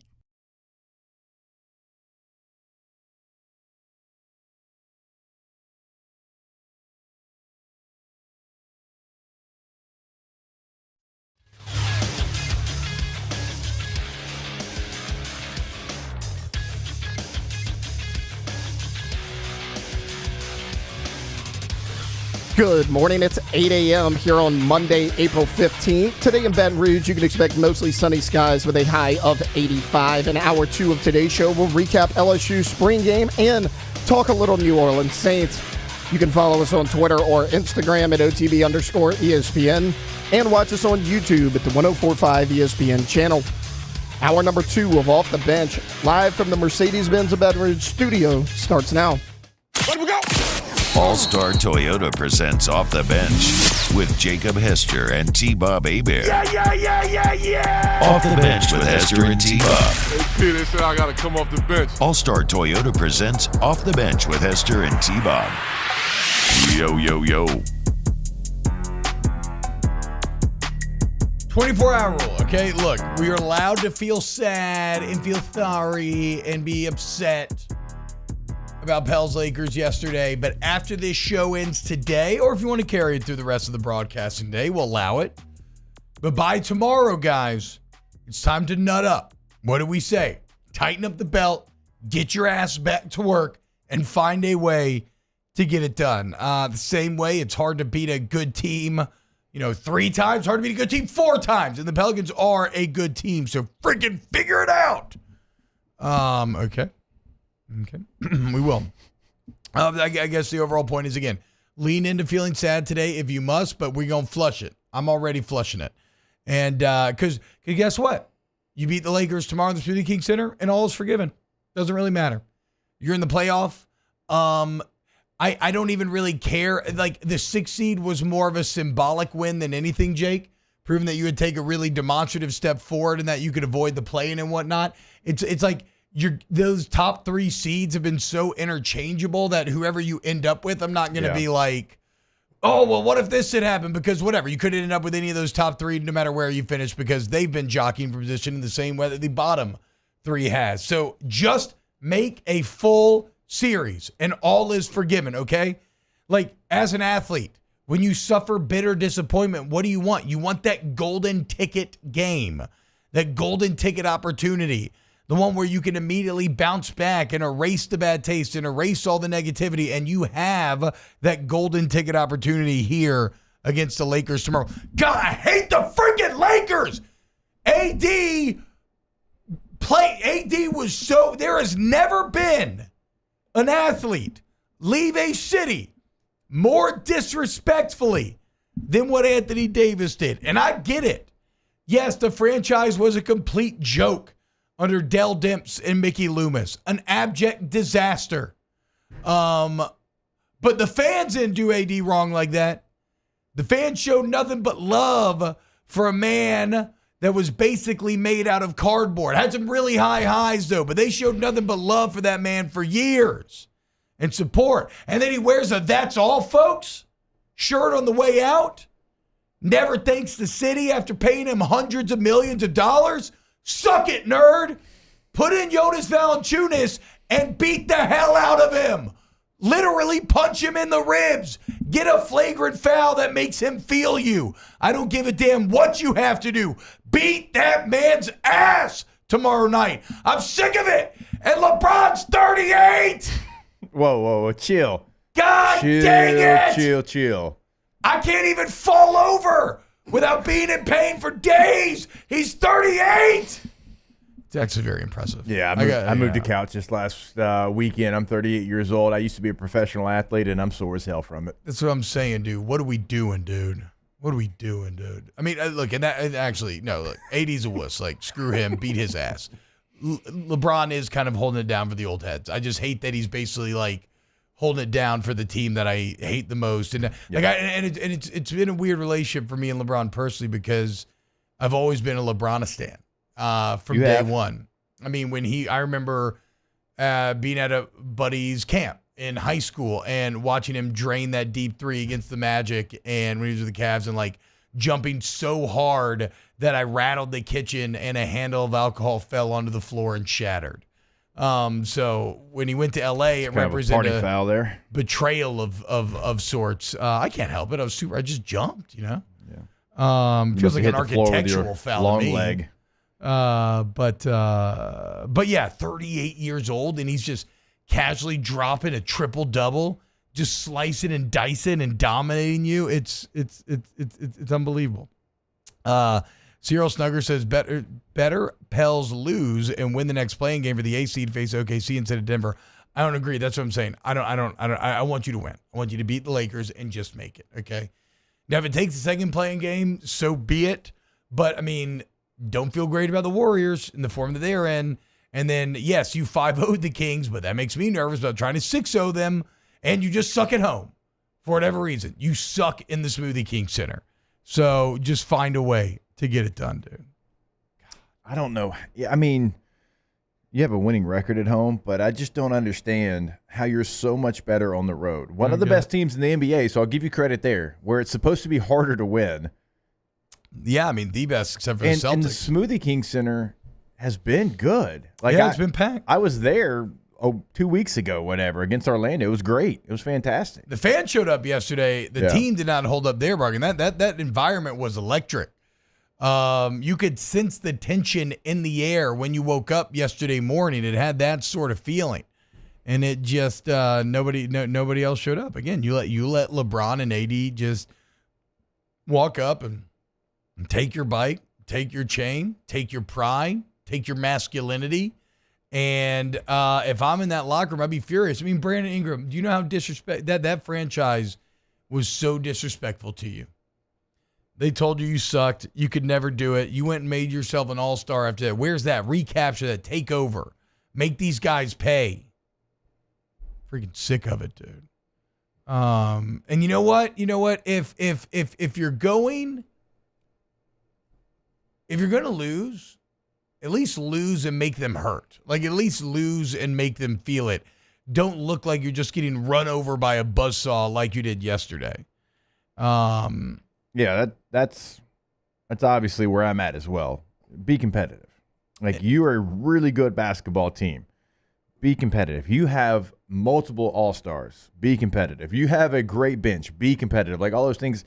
For whatever reason, this is the one team that they've kind of just shown up and not been that. So I don't understand why. Dude. It is, I know, and I don't know why. I don't know if it's because of the trade history that you have with them. I don't know what mental obstacle you have to get over from the Lakers, but you got to get over it. It's playoff time. It is playoffs. They humiliated you. As Daniel Blunt says in the chat, I mean, they basically pantsed you in front of the entire school, and it was cold outside that day, and it's not fully representative of you, and yet now that's all anybody can see. So you know what time it is? It's time to fluff it up a little bit, and you go show the school what you're really working with, okay? This is your chance. Turn that heater on and say, I dare you to pants me again. Yeah, exactly. I got a hand warmer in my pocket. Blood flow unrestricted. Good to go. Been doing my Kegels all morning long.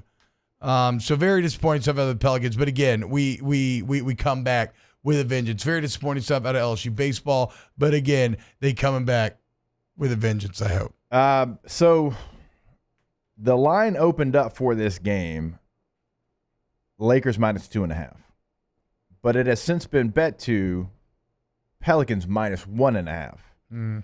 ESPN matchup predictor, Pelicans 58% chance to win. Okay. All right.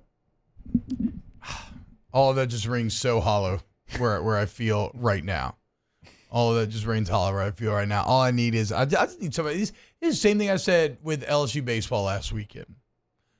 Who's going to have some freaking balls, dude? Who's going to show up and be willing to fight? And to be fair, I do feel like that baseball team fought in ways this weekend. They just continue to kind of suck in the biggest moments to get it done. But at least they didn't roll over and give up. Like, I don't know that there was a loss that I felt as bad about as what you saw out of the Pelicans yesterday. And so who's going to fight this Tuesday, man? Show some pride. Have some pride as a professional athlete that has dedicated your life to this sport that you're not going to be embarrassed. Bro, you put in 82 games of work. You put in 82 games of work, and you can let yourself be cucked like this at the end? I don't think so, dude. Not me. So come on. Find a way to get done. Anyway, LSU spring game was played yesterday, but we should probably, this is what we'll do. We'll respect the clock here. Get your biggest spring game takeaways in the chat if you want. Yes, Jake? I will say one last note on the Pelicans-Lakers. You are completely healthy on the injury report. Like you didn't report any injuries, and so that's the first time in a long time. So you're at full strength.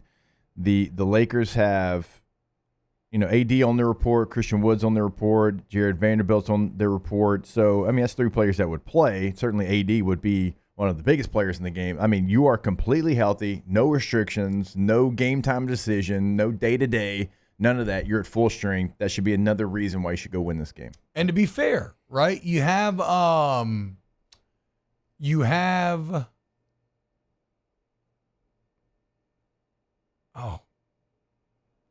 was it? There's something about, I was going to say something about Zion, something for shots on the outside. I mean, Zion's finally healthy, playing the most important basketball minutes of his life that he's played in the NBA thus far. I don't remember. Sorry, I lost my point. I got distracted by, again, more midstream ad complaining. We gotta figure that out. Yeah, we do. All right, let's do this. So we still got to talk LSU spring game. Sorry, I meant to get to it here, but then I got pissed off just thinking about all this again and thinking about who's going to show up and who's going to man up and make sure this crap doesn't continue to happen. We got some LSU spring game takeaways. If you cared, you watched, or you have any, get yours in the chat. We'll get to those as well. Keep it locked right here on Off the Bench. Off the Bench with Hester and T-Bob. ESPN Baton Rouge, New Orleans, Alexandria, and 1130 The Tiger. Yeah, that was brain fog right there. That's exactly what that was. Extended COVID from when I had it like 3 years ago. Coleman Roofing. Go to ColemanRoof.com. ColemanRoof.com. You want Louisiana's most reliable, respected, and complete roofing company. You want to go to Coleman. We read you the reviews every day. And really they speak for themselves. But I like to explore the complete aspect of it because, again, it's any size job, commercial or residential. It's any type of roof that you need installed. It's anywhere, not just in Louisiana, but the entire Gulf South region. And it's not just the roofs, but the interior. That's where the construction part of the equation comes into play, right? So it's your literal one-stop roofing shop. They are the best. Have been at it for 40 years. ColemanRoof.com. Yeah, we tell you about everything that they can do, and T-Bob said it truly is like a one-stop shop, residential, commercial roofing. But if you're looking for like an outdoor kitchen, remodel, renovations, home additions, they can do any of that as well. Find them on the website for that contact information at ColemanRoof.com. In times of need, get a full list of phone numbers, websites, and other important emergency information on the Demco Stormwatch page at 1045ESPN.com. There it is, the extra mile. On the border of expected and extraordinary for those willing to go further, like vans customized for work or play, with safety and tech to keep you connected, supported by a 5-star sales, service, and finance team, and backed by the 1-star you know. So go the extra mile. It's never crowded because so few have what it takes to go there. Mercedes-Benz Vans. The Windsor Senior Living Community in Mandeville, Louisiana is a beautiful, vibrant apartment community geared toward seniors. They are nestled right in the heart of Mandeville, where seniors live a more carefree lifestyle in spacious apartments with the peace of mind that comes from having a little extra help. Call the Windsor at 985-624-8040 to schedule a lunch and tour. Come see how the Windsor can be your passport to peace of mind. Gulf Coast Bank and Trust is giving our customers the power to bank anywhere, anytime during this challenging event. And we're right there with you. Our mobile banking app is a smart way to manage your money and time. Gulf Coast Bank and Trust, the bank that cares about you. Jerry and Benny Payne began Central Plumbing Company out of their driveway in Tanglewood subdivision. 50 years later and 4 generations down the road, we continue to serve Baton Rouge and the surrounding areas for all of their plumbing needs. Residential, commercial, industrial, or hospitality, Central Plumbing is here 24/7, 365. We want to thank our customers, family, and friends for 50 years of success. And looking forward to 50 more. I've been doing business with Luba for 25 years. They're dependable, trustworthy. It's just the attention to detail with our clients. Our folks have years and years of experience. They're highly trained professionals, but many companies have that asset. What I'd like to think makes Luba a bit different is that we use those talents in a way that truly is dedicated to serving the needs of the folks who depend on us. Dylan Cruz here to tell you about Six Rings Baseball and Softball Camp. If you live on the North Shore and play ball, go to Six Rings Camps with former LSU assistant coach Dan Canaveri. His knowledge is second to none, and your child will improve and have fun doing it. Camps are held at Coquille Park and Six Rings Academy in Covington with 4 sessions over the summer. Full day and morning only sessions are available from ages 7 to 13. Go to sixringsbaseball.com or call 985-206-9096. Learn the game to love the game. BRAC teamed up to reimagine your parks, and you imagined big. With your help, we went to work, creating 12 beautiful communities. Charles Handegriff, join us for the Monday edition of Live at Lunch from the Queen Casino, downtown Baton Rouge. We'll take a look back at the Masters and LSU's 3-game set with Tennessee. Live at Lunch, 11 a.m. Monday on 104.5 ESPN Baton Rouge.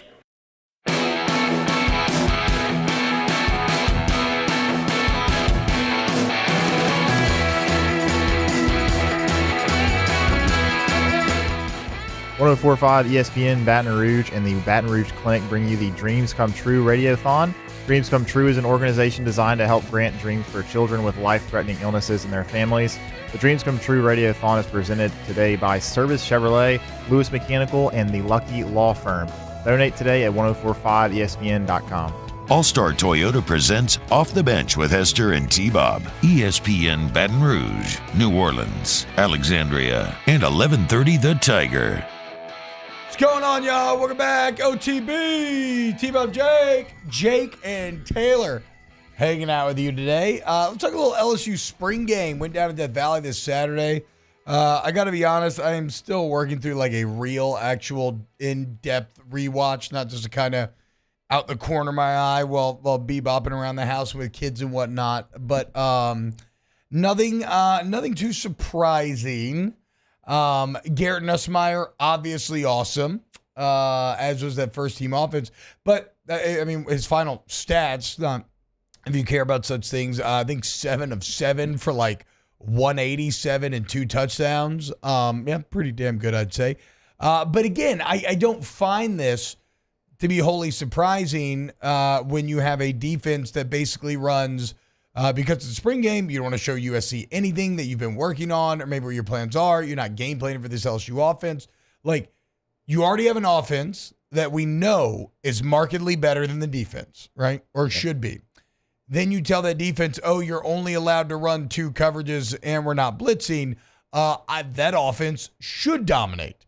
I'd have been far more concerned had Garrett, like, in the eternal camp paradox of, wait, is the offense good or the defense bad? The way bigger red flag would have been this first-team offense struggling against the base of LSU's defense, which they absolutely should not, and they did not, for whatever that is worth. So, P.J. Woodland had a nice pass breakup early on. There was a busted coverage by Ashton Stamps where I think Sage Ryan kind of got the public blame for it because it looks like Stamps thinks Sage Ryan's supposed to be over the top, but it's covered 3. Sage Ryan has the deep middle, so he's with the post, whereas Stamps is supposed to have the deep third that he's in, but he gets run by. So there were MAs. It wasn't great defensively, but again, it's not really also representative of why you hired Blake Baker defensively, because he can't, you hired him for scheme to manufacture matchups and to put guys in positions to succeed. You can't do that if you're literally not game planning the game. Yeah, it's completely fair. And we kind of made a joke while we were talking about it here in studio. We're like, no, he's playing cover 2, and you're supposed to be playing cover 3. I was like, oh, man, they're actually playing cover 2. Like, and that was kind of a joke, but it kind of wasn't, because last year, like, it was only 3 and quarters, and that's all that you played. And so, like, the fact that they even have that in the playbook with the ability to play that is something that is more than what they had a year ago. And you're right, like, you're not going to see anything that's exotic. You're not going to see any different packages, and it's really on both sides, but you're not bringing different players from different spots. You're not going to see Harold Perkins line up on the edge and a peso package where you have all your pass rushers in. Like, for me, to watch a spring game, I just want to see, does it look like they know what they're doing? Mm-hmm. Like, does the fundamentals of football on the defensive side, where are they lining up on the defensive front? Are the linebackers false stepping everything, or are they actually going towards the football? Like, that's the only thing that I was paying attention to in the spring game, because, like, plays are going to be made, right? I mean, how many times, T-Bob, did you have a guy that was a walk-on or a guy that hasn't really played and he went out there and started in the spring game? Like, we understand, like, sometimes that situation happens. And so, like, I'm not really going to dive into the stats. Did Garrett Nussmeier look fantastic? He did. I expected him to look really good. But I'm just looking at the fundamentals, certainly defensively, because, like, as elementary as it sounds, they just weren't there a year ago. No. And you mentioned Gabriel Relaford, Jake. Gabriel Relaford definitely seemed like he flashed yesterday if you're looking for defensive positives. 318. 2 sacks, 3.5 tiffles for Relaford. And to be fair, once you got past that first team offense, the defense probably did win the day, right? So speaking to some of just how young this defense is and maybe some of the talent hanging around in the background. Shout out to our guy Lon Sullivan. He actually had the starters, like who went out there with each unit, first, second, third team, all offense and defense. LSUodyssey.com. Yeah, check that out, because he does a great job of breaking down certainly the spring game and really all things LSU football. But somebody that Taylor's been telling us about for the last couple of weeks, PJ Woodland, like going out there, getting the start, is somebody that LSU's counting on. Now, they might add in the defensive backfield, because when you go around the building, certainly defensive tackle is a spot that they still want to add some players through the portal, and this portal window opening up here this week. And then I still think they want to add a veteran presence in that room, in the corner room, because they got some safeties certainly that are veteran players in Sage Ryan and Major Burns, Gilbert and others, but they want to add, I think, another veteran corner if there's somebody out there worth adding. But PJ Woodland, and Taylor, you can speak on this because you've been all over it. He feels like somebody that is going to come in from day one and have at least the opportunity to be a starter. Yeah, I agree. He's physical. I mean, when you watch him at practice, you're like, hey, you can tell that this was a little bit of an under-recruited guy, right? He looks like he wants it more than everybody. And we talked about it about a week and a half ago, that he's still only like 170 pounds, like over the summer and in fall camp. Like, he has a chance to gain a lot of weight and be even more physical at the line of scrimmage. That's what I love about him. I mean, he jams almost every receiver he's on. And to Jake's point about cornerback and defensive tackle, Brian Kelly was asked about those two positions and said, quote, I think we answer those two. I think this defense will be a solid defense, but we've got to answer those two questions moving forward. So, yeah, expect more movement in that regard. Other kind of takeaways, Josh Williams looked really solid. He's clearly going to be your RB1 for a pretty dirty move. Who's 14 again? I'm still thinking that's Jordan Gilbert. I'm still thinking Andre Sam. Okay, that's Gilbert. The A&M transfer. Yeah, he broke him down pretty nicely. I thought that what was it? I think that Mason Taylor is going to be such a critical piece of this offense. I think everything we talked about in terms of making up for the Jaden Daniels rushing attack, the kind of short intermediate stuff, setting up 2nd and 5s, 3rd and 3s. I think Mason Taylor is going to be massive in that regard. Kamari Pimpton had a couple nice moments in this game as well, and you saw a lot of 2 tight end sets with Taylor and Mac Markway, where they can either run the ball or they can throw it. And I thought, Jake, you saw more creative kind of gap scheme runs, a lot of pulling guards and other things that you haven't seen nearly as much over the last couple of years. I think you're going to get a lot of that. I truly think that there's going to be something that's implemented into the offense, because Well, I think for a couple of reasons. It wasn't a part of the scheme and what you did. You were an inside zone team, and that was what you were, and you weren't really going to run anything else. Now, you also had a quarterback that in the zone scheme, we know he was a threat because teams had to respect Jaden Daniels, and is he going to pull it? And you had that nice little third option with Mason Taylor kind of in the flats. That was a big part of what LSU did in the run game, and they didn't really, venture off from that. But I love seeing gap scheme runs because it makes the defense really have to imagine every run being up and not just a zone run and different blocking schemes. And as you know, when we saw it against Florida, and what was that, 21, like LSU had not run counter to that point. They break counter out 17 times in that game, and then you look up and Ty Davis-Price has the all-time school single-game rushing record. Yeah. And so if you have that ability to be able to switch up your run game when you're looking for more rushing yards and the ability to run it, because you had a quarterback go for over 1,000 yards. You're not going to have that this year, and that's okay. You can still be effective, but it can't just be inside zone anymore because you don't have that same quarterback. And so inside and outside zone, I'd love to see them run some outside zone, power, counter, G-pull, like whatever you want to end up running. Yeah, Avo Marzwani in the chat says, didn't Austin Osbury end up having a good game? And yes, he played very well defensively, a player that could maybe end up factored in. In terms of Weeks, I thought Weeks made a couple plays, also missed a couple tackles. Kind of early on. Yes, younger one. Why am I getting confused? Witt, yes. Fody. I'm trying to think about Harold Perkins' plays. He had a pretty nice tackle on Aaron Anderson in which you saw the speed come flying in out of nowhere. I thought he looked fine in that regard. Did anybody jump out to y'all after Kyron Lacey in terms of the wide receiver pecking order?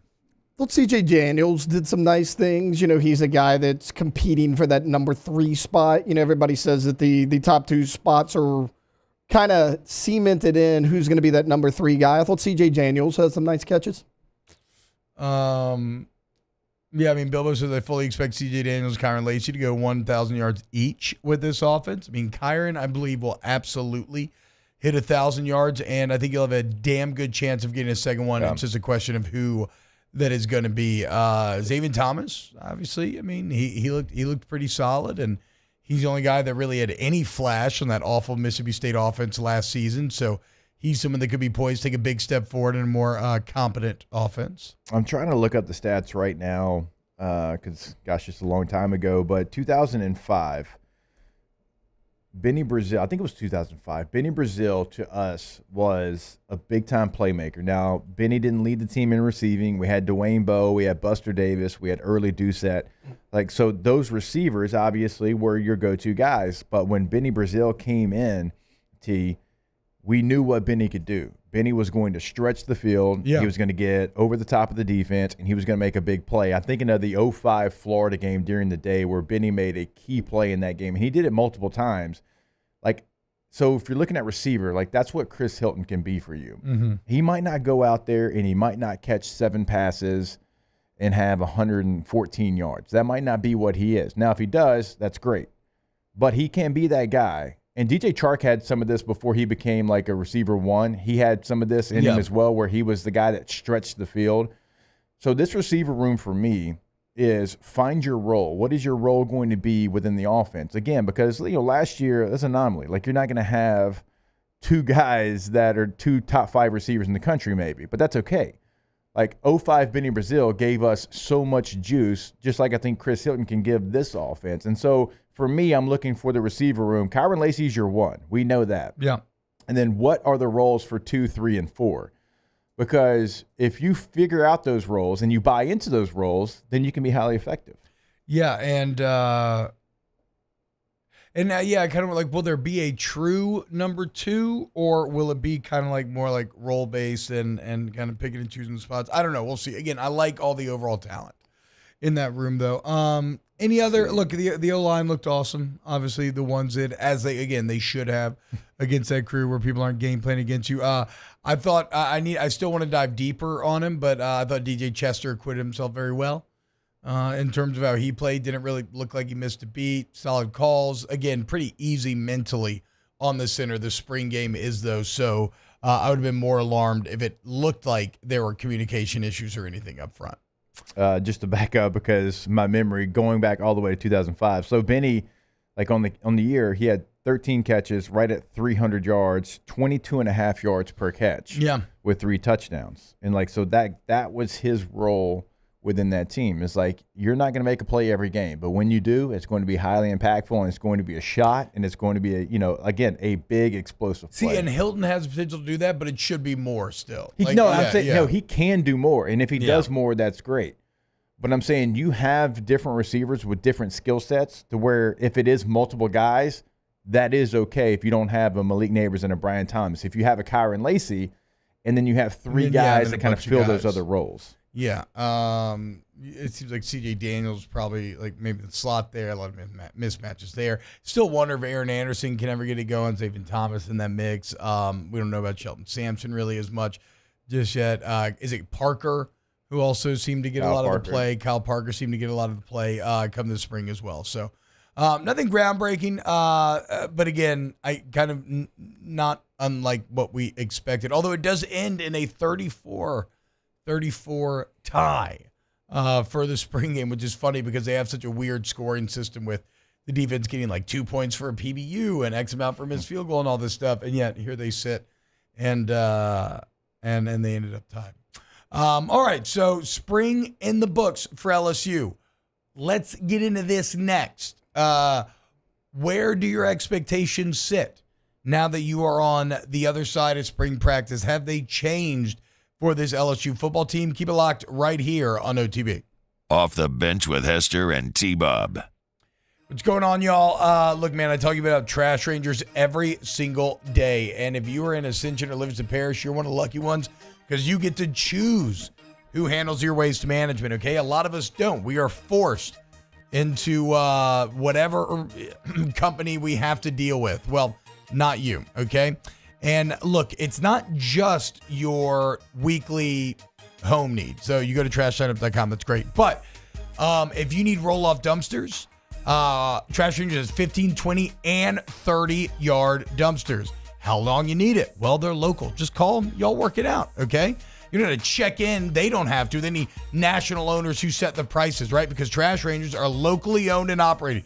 So go to trashrangersllc.com. Go sign up today at trashsignup.com. 225-401-0838 for reliable weekly service, no hidden fees, and the most important part here, weekly text reminders. Never forget when to put out that can, trashrangersllc.com. Our listeners fire off their opinions on the jimsfirearms.net hotline at 499-1045. Keep listening for your next chance to shoot us your thoughts with the jimsfirearms.net hotline on 1045 ESPN Baton Rouge. He's here. Anyone want a Coors Light? Oh, shoot, I forgot to play the song. I got a guy who can fix this.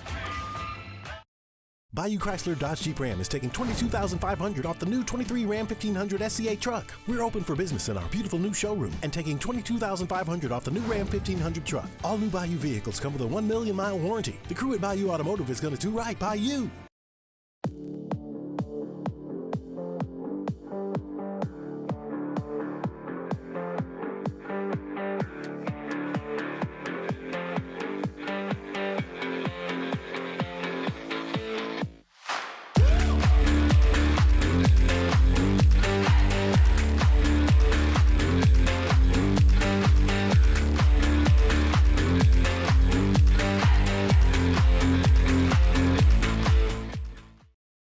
Yo, Jake here from my friends over at Community Steel Company located in Gonzales, Louisiana. The local place you can turn to for all of your metal building needs. Notice I said local, not Houston, not Dallas, not Atlanta, but right here in Gonzales. Visit them at their brand new state-of-the-art website at communitysteelco.com or pick up the phone and give them a call today to answer all of your questions on your metal buildings, roofing and sheet metal, and any other steel needs you or your business need at 225-647-2020. Hey, it's Matt Moscona. For years, you've heard me tell you about Insurance Network of Louisiana, helping you find better coverage for less money. But it's not just for your home and auto. They also offer commercial properties. So, retail stores, professional offices like doctors, dentists, attorneys, clothing boutiques, Insurance Network of Louisiana can find you better coverage for less money. They service the entire state of Louisiana, and they're local. So call today at 293-0450 or lainsurance.net.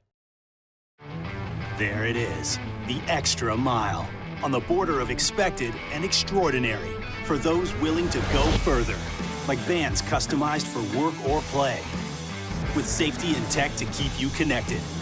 Supported by a 5-star sales, service, and finance team, and backed by the 1-star you know. So go the extra mile. It's never crowded, because so few have what it takes to go there. Mercedes-Benz Vans. Power up your next project with John Deere Deals by Sunshine. Whether you're working hard or playing hard, our knowledgeable team will help you find the right product for you. Ask us about our amazing tractor package promotions. Learn more about what it means to be powered by sunshine at sunequip.com.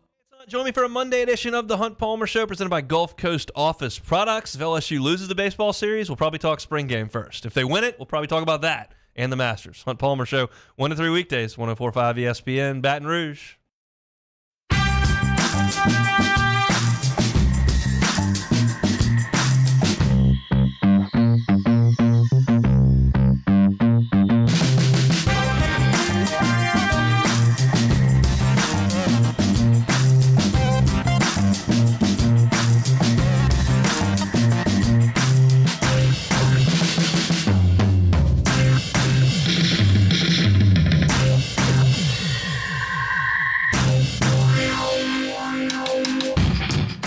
All-Star Toyota presents Off the Bench with Hester and T-Bob. ESPN Baton Rouge, New Orleans, Alexandria, and 1130 The Tiger. Here's a good question before we get into the expectations. After Saturday, who's QB2 in your eyes? Ricky Collins? Or do you think A.J. Swan gets it? One had a better completion percentage. I thought that he didn't put the ball in harm's way quite as much. It's close, though. He did a lot at Vanderbilt. Yeah, it was kind of his downfall. Again, was that him or was that him playing with Vanderbilt in the SEC? So he's also started a lot of games. He's a double-digit starter in the SEC. He's got experience. I think if there's a tie, it probably goes to Swan. I would say if you emerge out of camp and no one is clearly separated from one another, then probably Swan's the play. Which I was reading some Ohio State stuff, and no starter named after spring for Ohio State. I know. I did the show. You were with us on Friday. I did it with Bobby, and he did not talk any football. Well, no, we had you. We had you and Doring on. It was a very fast and loose Friday, which it made it go by so much faster, and so that's kind of like that's what I like to do, just like you do. But we were talking a little bit of football there towards the end, and I was shocked when he said that to me. He's like, no, there's not a starter right now at quarterback for Ohio State. And I was like, really? He goes, yeah, you got Sayan coming in, and it might not be Howard. I'm like, if I'm Will Howard, I'm like, what in the hell? Hold up. I was like one of the biggest names in the transfer portal. I was going to go to USC, and you told me to come here. And now you got Julian Sayan, who, by the way, Ohio State didn't know was coming to them. Remember, he was committed to Alabama. Yeah. He signed with Alabama. Yeah. And then got out of it and goes to Columbus. And so you could have a situation where a really good quarterback, Will Howard, might actually be on the bench after a couple of games there in Columbus. Nookie says, I hate offseason football talk, Saints and LSU. It has been brutal this year. I miss the wishful thinking of this will be the year Les throws it.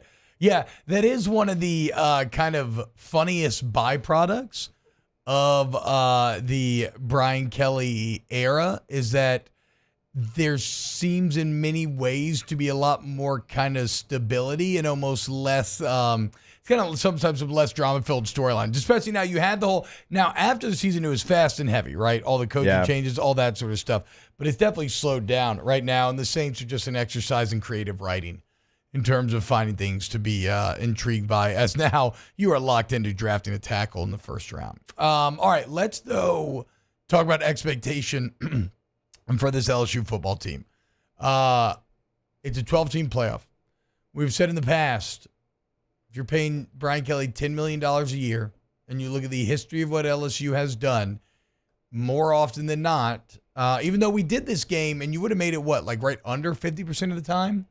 I think over whatever sample size we looked at, maybe it was like a decade or something along those lines. And so the question becomes, is this playoff or bust for LSU? Where do you think this LSU team will finish after what you saw in spring? I do think it's playoff or bust, but that should be the expectation for LSU, I think, every single year. And I think that anybody across the street on the Ponderosa would tell you that as well. So, this year isn't different. This year is going to be the same. And you're replacing 3 first-rounders on one side of the football. But that side actually looks up and I think can be competitive with most units in the SEC. Now, you know, the offensive line, when you have this ability there, that's always going to give you an opportunity, T-Bob, and we've talked about that. You have the best, I think, offensive line in the country. I truly believe that. And if it's not one, it's top 5, regardless of who you talk to. Best bookend tackles, I think. And so you have the stability there. You're breaking in a new quarterback, but somebody that you've seen for multiple years come in and play. Now, that's not starter. We know that.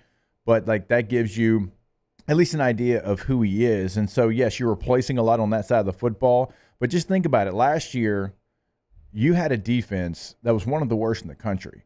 You had a defense that was so bad it cost you in every game that you had that you lost. It wasn't ever the offense. It was just one side of the football. And, in fact, the offense won you multiple games despite a horrid defense. The A&M game's the most glaring one to me.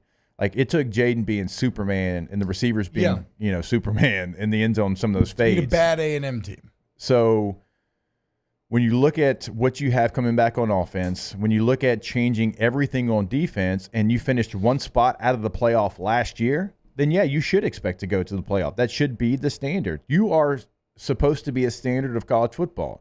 You've got the second most national championships in the last couple of decades, right? There's only – the last 25 years, there's only, 2 teams with 3 or more. Now, Alabama has, 6. Well, and you obviously have the key advantage of it's 3 different coaches. Yeah, I mean, Georgia only has 2. Ohio State only has 2. Florida only has 2. You're in rarefied air. It's you and Alabama. Again, Alabama has double. We get that. We understand that. But you're in that category there. So it should be. And I think anything less is not LSU football. So that's an interesting answer in terms of the expectations should be on a year in and year out basis based on the program. But with what you saw out of this team, is that your expectations for this team? I'll say yes. Okay. I'll say yes. I think I'm hedging my bets a little bit. I think I'm erring on the side of pessimism. Now, T-Bob, full disclosure, I don't have them number 1 team in the country.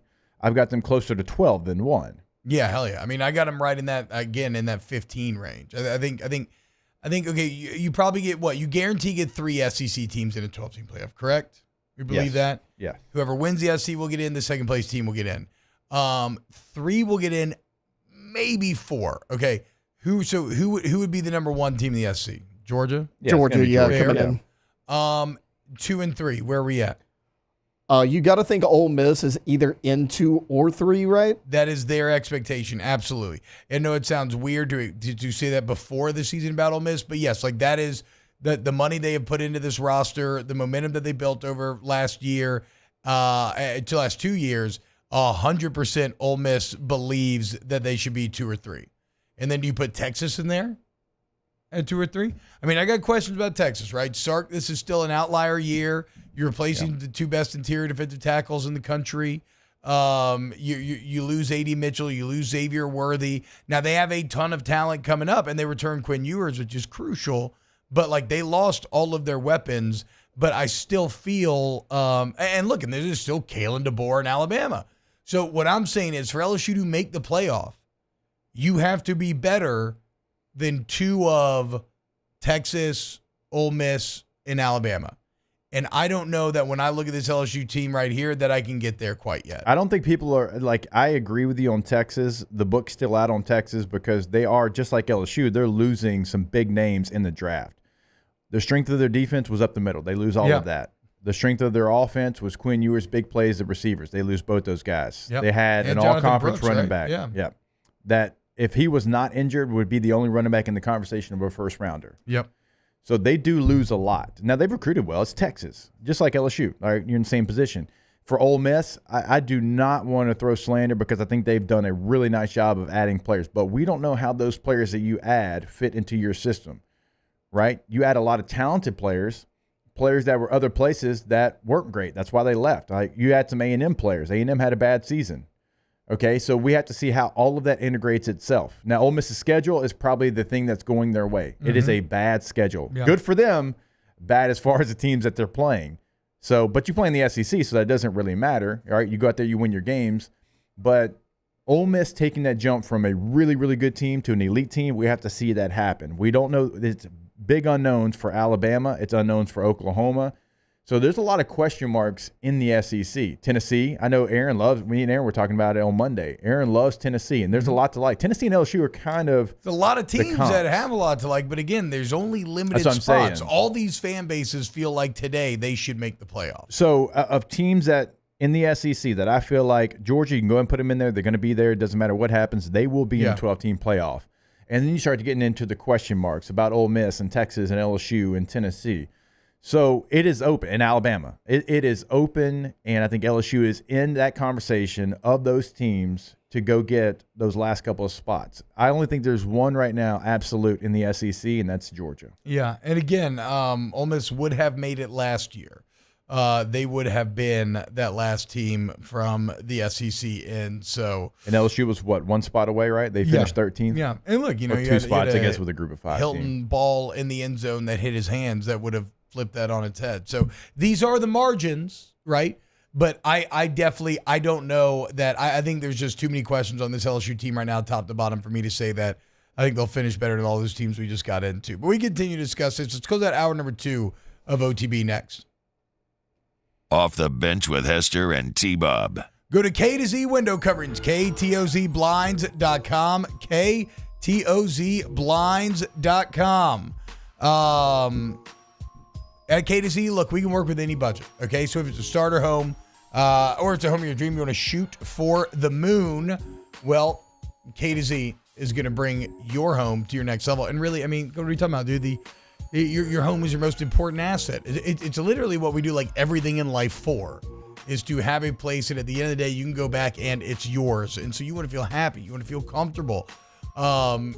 You want to take your home to the next level aesthetically and functionally. That's where K to Z comes into play. So have Brandon Barton out. Get that free estimate. Learn a ton. Remember, installation always included in that pricing. Go to KTOZblinds.com. I can't tell you how nice it is to be able to go out on the back porch, just hit a single button and have a shade drop down, blocks the sun, cools down the area.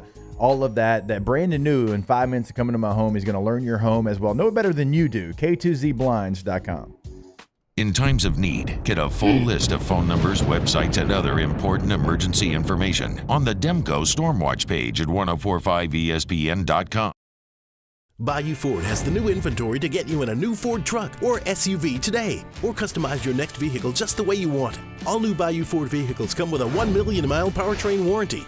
The crew at Bayou Ford is going to do right by you.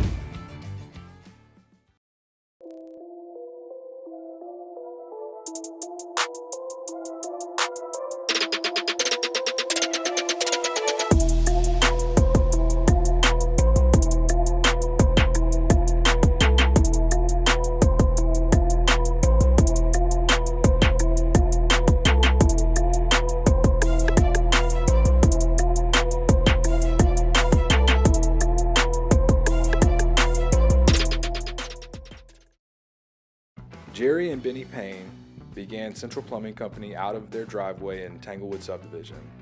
50 years later and 4 generations down the road, we continue to serve Baton Rouge and the surrounding areas for all of their plumbing needs. Residential, commercial, industrial, or hospitality, Central Plumbing is here 24/7, 365. We want to thank our customers, family, and friends for 50 years of success. And looking forward to 50 more. I've been doing business with Luba for 25 years. They're dependable, trustworthy. It's just the attention to detail with our clients. Our folks have years and years of experience. They're highly trained professionals. But many companies have that asset. What I'd like to think makes Luba a bit different is that we use those talents in a way that truly is dedicated to serving the needs of the folks who depend on us. Dylan Cruz here to tell you about Six Rings Baseball and Softball Camp. If you live on the North Shore and play ball, go to Six Rings Camps with former LSU assistant coach Dan Canaveri. His knowledge is second to none, and your child will improve and have fun doing it. Camps were held at Coquille Park and Six Rings Academy in Covington with 4 sessions over the summer. Full day and morning only sessions are available from ages 7 to 13. Go to sixringsbaseball.com or call 985-206-9096. Learn the game to love the game. Breck teamed up to reimagine your parks, and you imagined big. With your help, we went to work, creating 12 beautiful community parks across the parish. A family-sized water park, miles and miles of trails, and parks just for your dogs. There are more places to splash, to explore, to run wild, and even soar. You imagined, we delivered gold. Breck, your #1 park system in the nation. At Relief Windows, we're more than windows. We're windows, doors, hardy plank, and vinyl siding. But our #1 product is always customer satisfaction. Matt Moscona inviting you to join us for Monday's AFR, presented by Relief Windows. We'll recap the LSU spring game, the Tigers and Vols in baseball, and we'll know the Pels playoff destination. Join us Monday, 3 to 6, 104.5 ESPN Baton Rouge.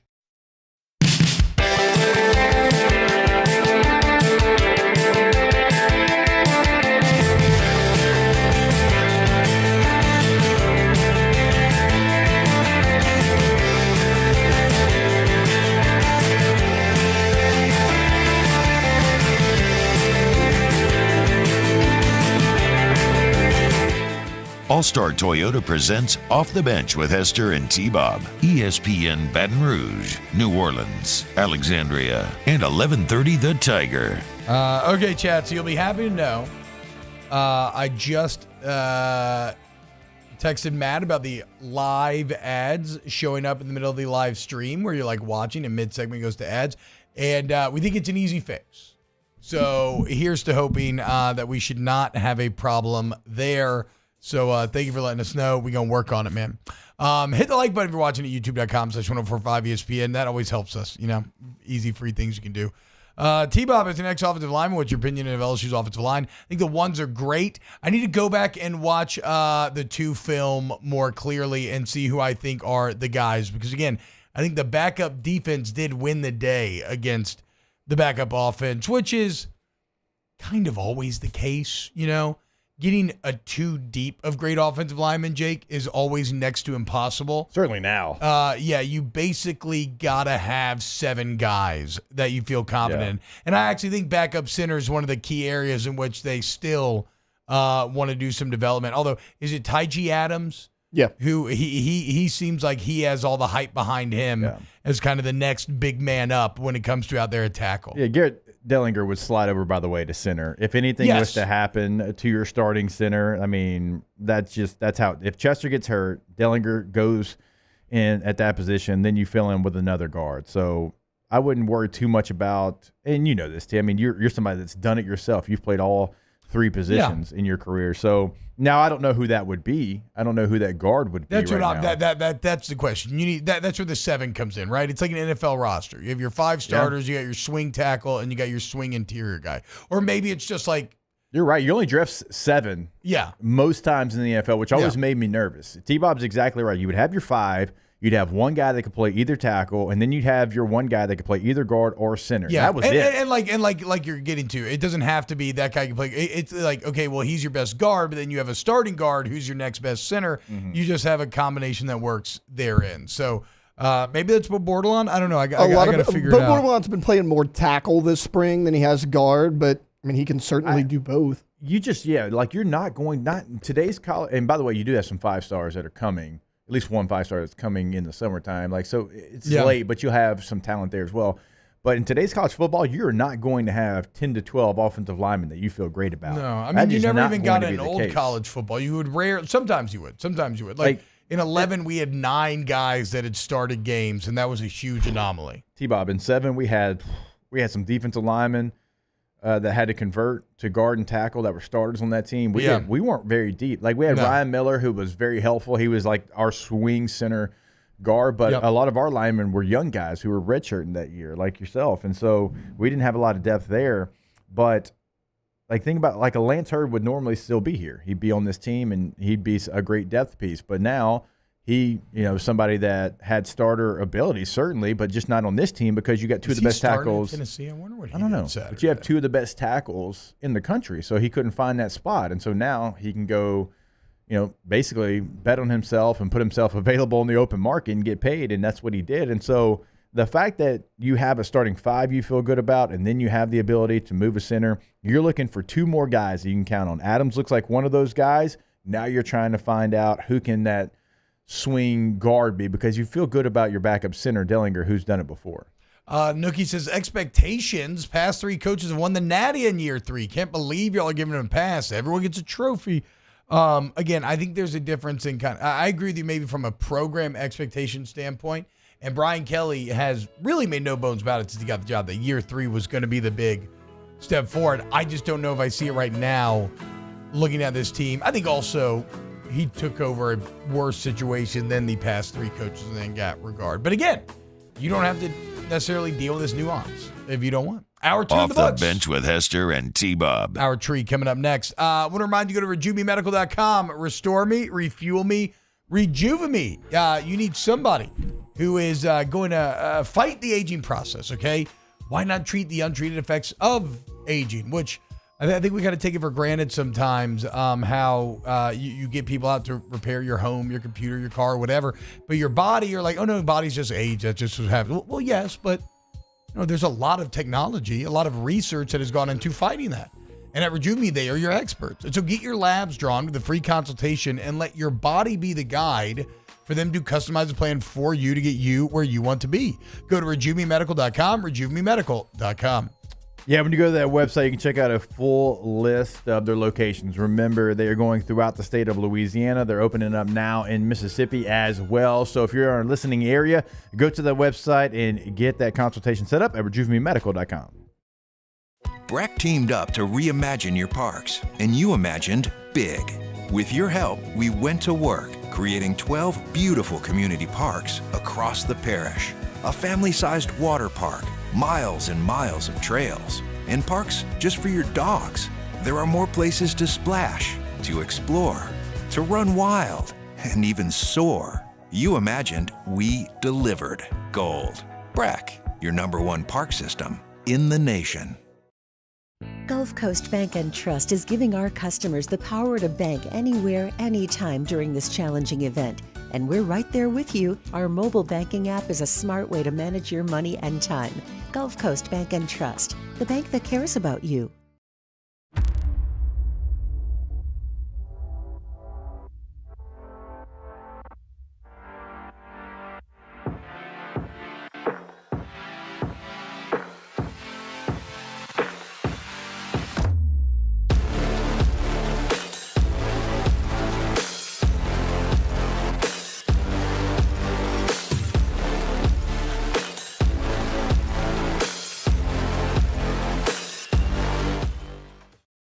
Electricity is all around us, and our families depend on it. Every day is sparked by the power of a cold drink or a warm meal, a movie night, and a comforting light at the end of a dark hallway. From sunrise to sunset, playtime to bedtime, our team is ready to take care of your electrical needs. Even in the case of an after-hours emergency, the light in your life shines brighter with Mr. Electric.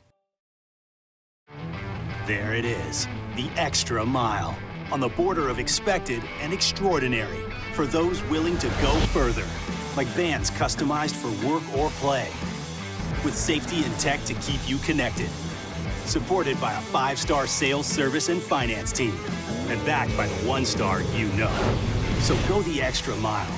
It's never crowded, because so few have what it takes to go there. Mercedes-Benz Vans.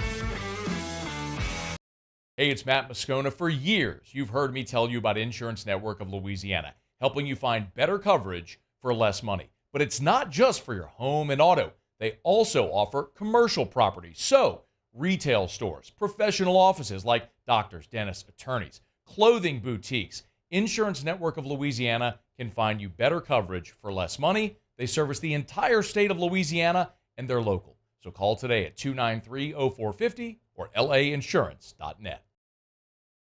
At Relief Windows, we're more than windows. We're windows, doors, hardy plank, and vinyl siding. But our number one product is always customer satisfaction. Visit us online at reliefwindows.com. Oh, by the way, we do shutters too.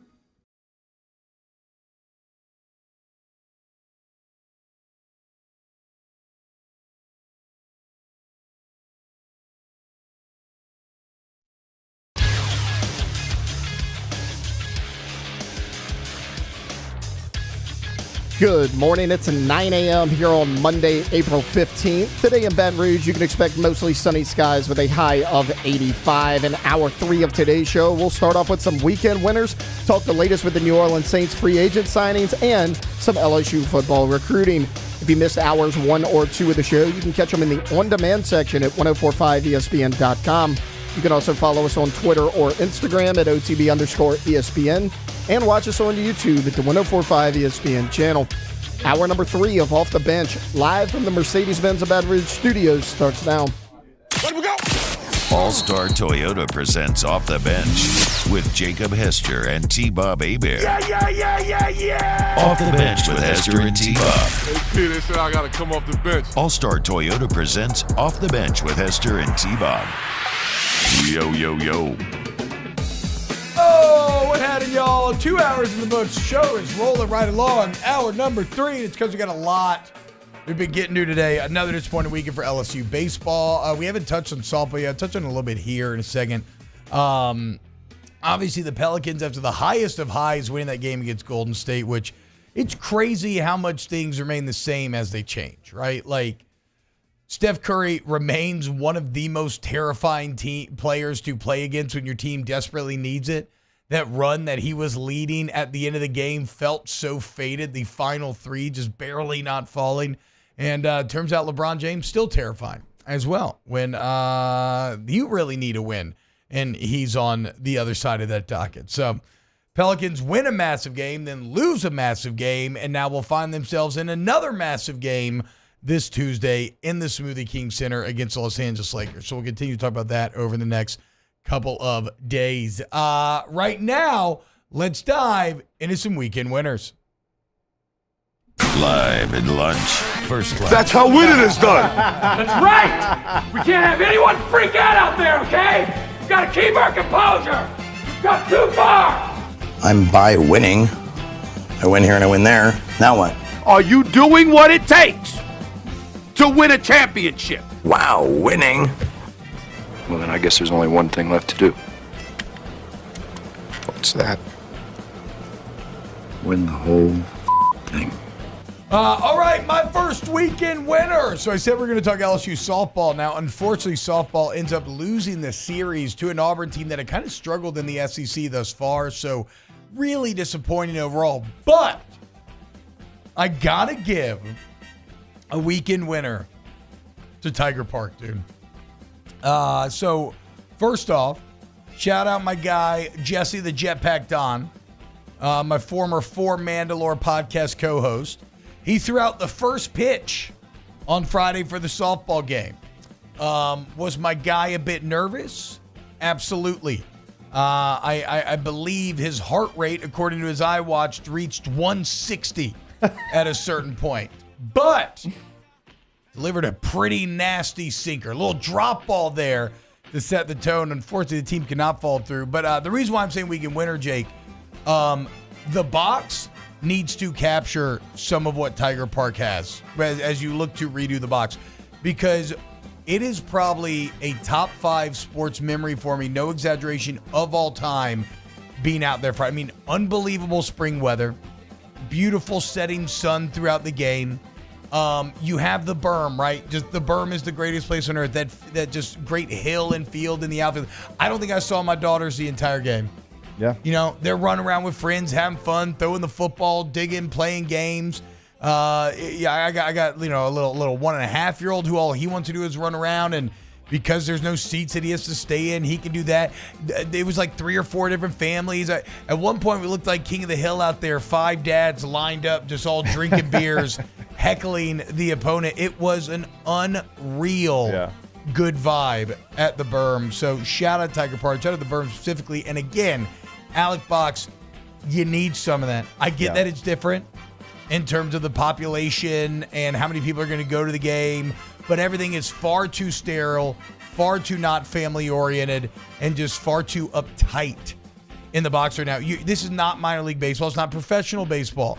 You need to bring back some of that community homespun feeling in the box. So massive weekend winner, the Berm. What a way when the weather's that nice to enjoy a game. What do you think the box could do in the short term? I don't know about short term. They just need something like the Berm. They need some sort of open general admission roll around. I guess I mean not some major renovation where they do just something that would build a hill. I mean, Ole Miss has it, right? I think everybody has Mississippi a hill at this State point. has the left field lounge, which admittedly now you have to have tickets in, but still everybody has connections. They can get in and go hang out with people. Build something that is less structured and more free movement, and not just the kind of awful general admission that you have right now where it's not comfortable at all. And it's at least for students, in right field, build something. Build a hill. It's that simple. Get rid of the bleachers. If you want to talk about simple, that's it. So I don't know exactly how you do it, but I'm feeling the Berm, and I can't wait to bring the family back again. All right, weekend winner, Jerickson Profar, San Diego Padres baseball player. And why is he a weekend winner? Because on, I believe it was Saturday's game, the Dodgers do an up and in pitch to Profar, and he didn't like it. Bench is cleared, and they had a situation on their hands. And so Will Smith, not that Will Smith, the catcher for the Dodgers, he went on radio after that and said, I don't know why we would have thrown at him. He's kind of irrelevant. Talking about Profar, okay? And so on Sunday's game, who hits a base clearing 3-run double to win it for the Padres? That would be Mr. Profar. And so Manny Machado, his teammate, said irrelevant. I don't know. You'll have to check the dictionary on that one because I don't think Will Smith knows how to read a dictionary. That is well done. So weekend winner, Mr. Profar, because he got called out and he had a moment and he delivered. Hell yeah, dude. Boys? Back there? Yeah, I got one. So a lot of softball. You gave a weekend winner to Tiger Park. I'm going to give a weekend winner to Kelly Lynch. So LSU beats Auburn 2-0 on Saturday. The reason why, Kelly Lynch threw a no-hitter in that ball game. She had 9 strikeouts in that game. She actually had a stretch where she retired 9 consecutive batters. Also, she had a 2 solo no-hit performance, including 1 last year, but this is her first no-hitter as an LSU Tiger. So shout out Kelly Lynch for a no-hitter against Auburn. Yeah, also the pacing of softball live, very fun as well. Everything's very quick. Brutal game, though. Does not forgive mistakes. Maybe They've had even a couple more like that this year than baseball. Yeah. The errors were what ended up costing you Friday night.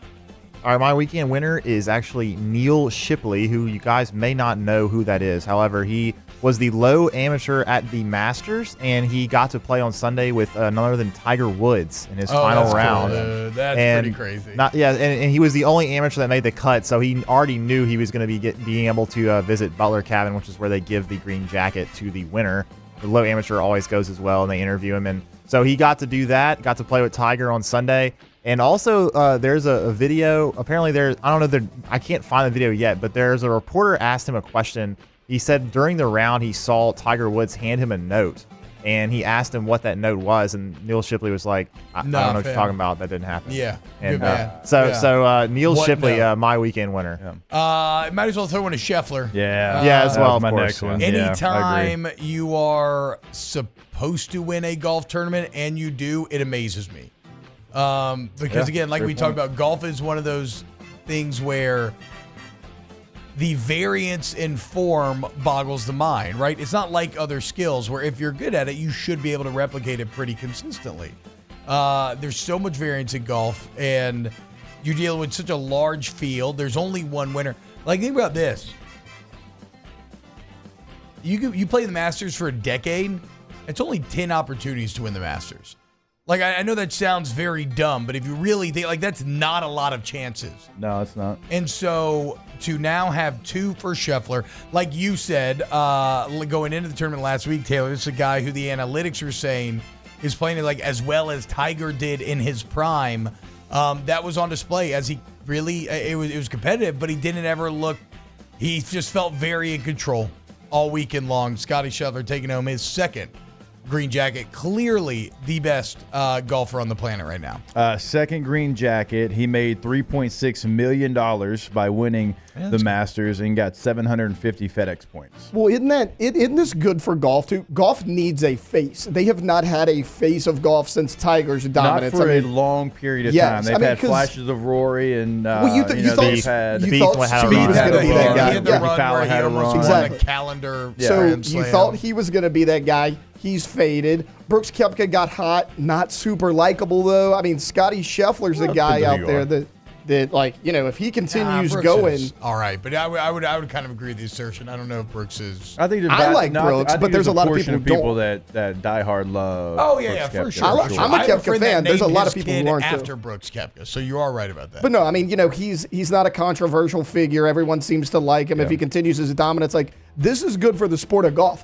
I've never been a huge golfer, but I started watching golf because I grew up in the run of Tiger's dominance. Yeah. If you can have a dominance from Scottie Scheffler, that's going to bring more eyeballs to the sport. Hey, my pick Tommy Fleetwood, by the way, finished He third. doing pretty good, huh? 4 under, finished third, made himself a cool $1 million. There we go. Poor Tommy, though, dude. I mean, he's an Everton fan, okay? But he made $1 million. Yeah.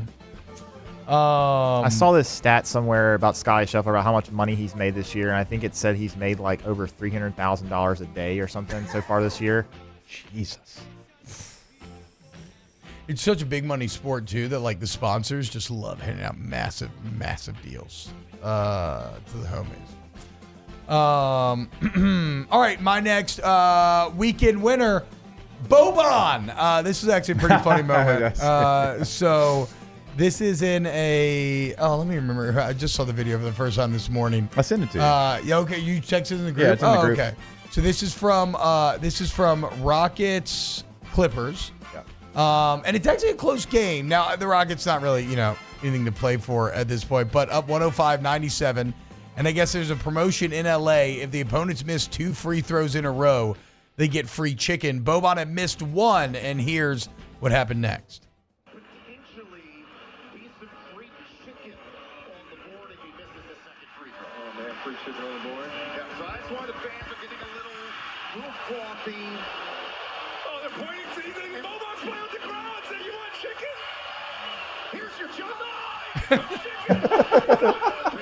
So, in case you're just watching, if you just listen to the radio, Boban's looking at the crowd saying, I got you guys. He played in LA forever, so I'm sure I guess he knows about the free chicken promotion, says, I got you, and then sure enough, purposely bricks it off the front.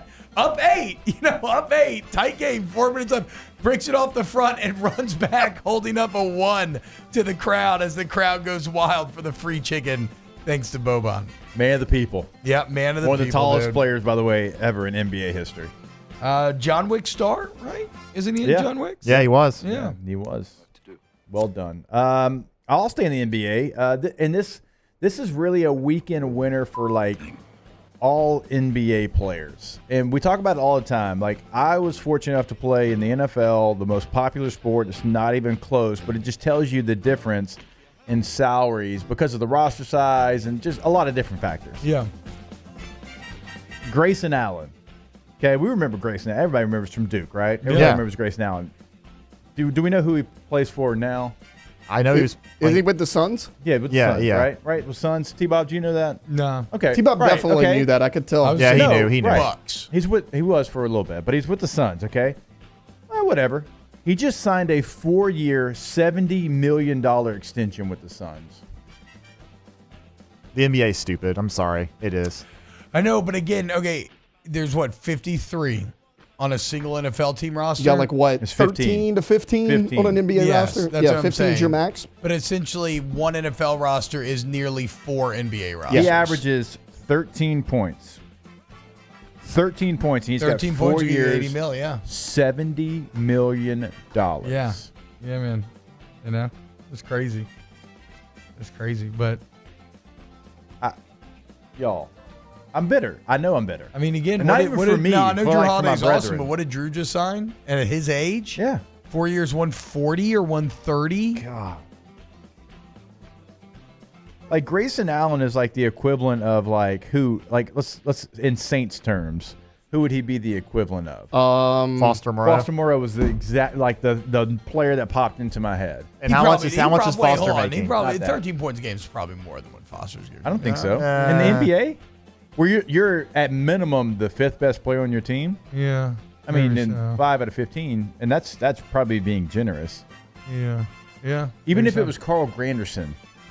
I mean, if Carl Granderson, Carl Granderson might signed be a 4 step years, too $70 far, to be million. fair. Yeah. Yeah, it's look, whatever. There's still no worse deal ever than the offseason where Solo Hill got Oh my gosh, that's 4 true. years, $48 million for doing nothing, or like Evan Fournier, I think made like $100 million or something. Like, yeah, that was Each the one most, more. We paid each one more so much money. It was Mr. just Double ridiculous. Nickels. He had a good true shooting percentage. You know, what are you gonna do? Dude? Good true. I mean, yeah. The Heater paying Duncan Robinson like over $20 million a year to average 8 points a game. Yeah. Yeah, but those 3 3-pointers he hits are always clutch. Oh, yeah. Allen's $15.6 million salary in the first year of the deal will cost the Suns $79 million in payroll and tax. So running their projected 24-25 payroll to $206 million with an additional $104 million in luxury tax. That will be the highest in the league. They're going to pay $104 million just to have the ability to have a $200 million roster. Bro, that new owner, he ain't, you know, that's what you got to love about, because he's a tech guy, right? I don't know. That's I what know you got to PayPal's love. their sponsor. That's what you got to love about the tech guys, though, when they get these teams. They're like, oh, no, I got the cash flow. Like, and I will pay the money. I'm not, because sometimes owners' families are in it for so long that that's like how they make their money. And so they become very kind of stingy with it, and they want profit over everything. Where you get these tech bros in there, like Bomber, they're like, no, fam, we're going to spend, and we're going to try to pay our way to victory. Well, congratulations, Phoenix. You're the 6th seed. Spit on you. All right, when we get back, more OTB. We got Hold the Mayo versus Spread Lines. Keep it locked. Off the Bench with Hester and T-Bob. ESPN Baton Rouge, New Orleans, Alexandria, and 1130 The Tiger. Geez, it lived just off of Rory McIlroy, $950 million. That's a rumor. Oh, my God. Go to All-Star Toyota Baton Rouge, All-Star Toyota of BatonRouge.com. You can buy a lot of Siennas with that. Yeah, you could. It's also a great lesson in put a golf club or a basketball in your son's or daughter's hands. A lot of all they have to do is like prove to be, one of the best 10 in the entire world. Well, they can't do it unless they try. True. True. And you can't know how good the deals are at All-Star Toyota of Baton Rouge are unless you actually try by going to allstartoyotabatonrouge.com or going to see them right there on Airline Goodwood Highway, very conveniently located. And whether it's new, Toyota certified used vehicle, you need a lease, you need a rent, you need a body shop, it's all there for you at All-Star. It truly is, and you're not going to find the full fleet available in the rental department like you are over at All-Star. So call Miss Lisa Sessions today to get that rental reserved. And even if you need it for just one day, or if you need it for 3, a week, whatever it might be, they've got you covered. And again, everything is available. So truck, van, midsize, full-size SUV, whatever it is, they've got you covered. Check it out online, allstartoyotaofbatonrouge.com. Our listeners fire off their opinions on the jimsfirearms.net hotline at 499-1045. Keep listening for your next chance to shoot us your thoughts with the jimsfirearms.net hotline on 1045 ESPN Baton Rouge.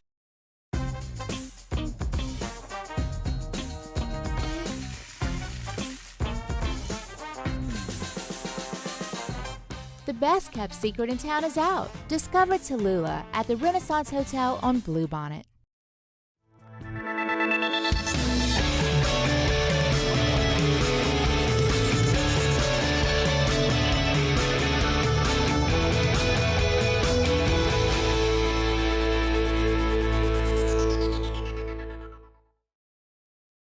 The Windsor Senior Living Community in Mandeville, Louisiana is a beautiful, vibrant apartment community geared toward seniors. They are nestled right in the heart of Mandeville, where seniors live a more carefree lifestyle in spacious apartments with the peace of mind that comes from having a little extra help. Call the Windsor at 985-624-8040 to schedule a lunch and tour. Come see how the Windsor can be your passport to peace of mind. Yo, Jake here from my friends over at Community Steel Company located in Gonzales, Louisiana. The local place you can turn to for all of your metal building needs. Notice I said local, not Houston, not Dallas, not Atlanta, but right here in Gonzales. Visit them at their brand new state-of-the-art website at communitysteelco.com or pick up the phone and give them a call today to answer all of your questions on your metal buildings, roofing and sheet metal, and any other steel needs you or your business need at 225-647-2020. Power up your next project with John Deere Deals by Sunshine. Whether you're working hard or playing hard, our knowledgeable team will help you find the right product for you. Ask us about our amazing tractor package promotions. Learn more about what it means to be powered by sunshine at sunequip.com.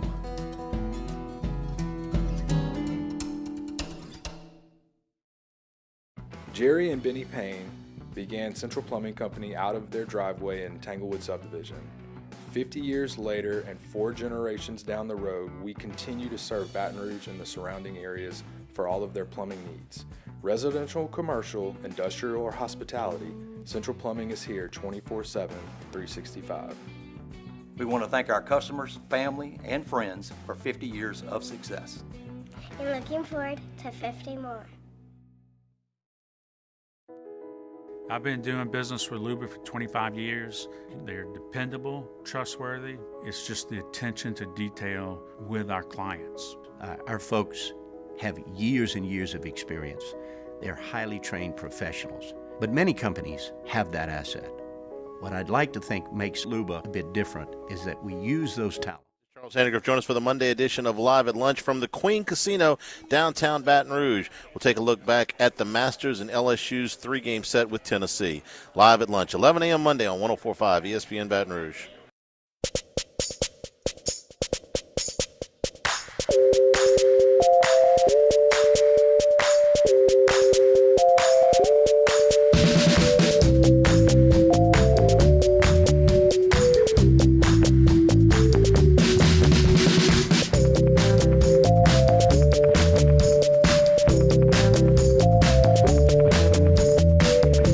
OTB, OT, with Hester and T-Bob on 104.5 ESPN Baton Rouge and 94.7 ESPN Alexandria. What's happening, y'all? Welcome back. Off the bench, T-Bob, Jake, and Taylor hanging out with you today. Right now, it's time for a little spread lines with our guy, Hold the Mayo, after the disappointment of yesterday in the Smoothie King Center. The Skeletons getting their chains snatched up off him by Debo James and Anthony Lamus. Dev, how we feeling today, dude?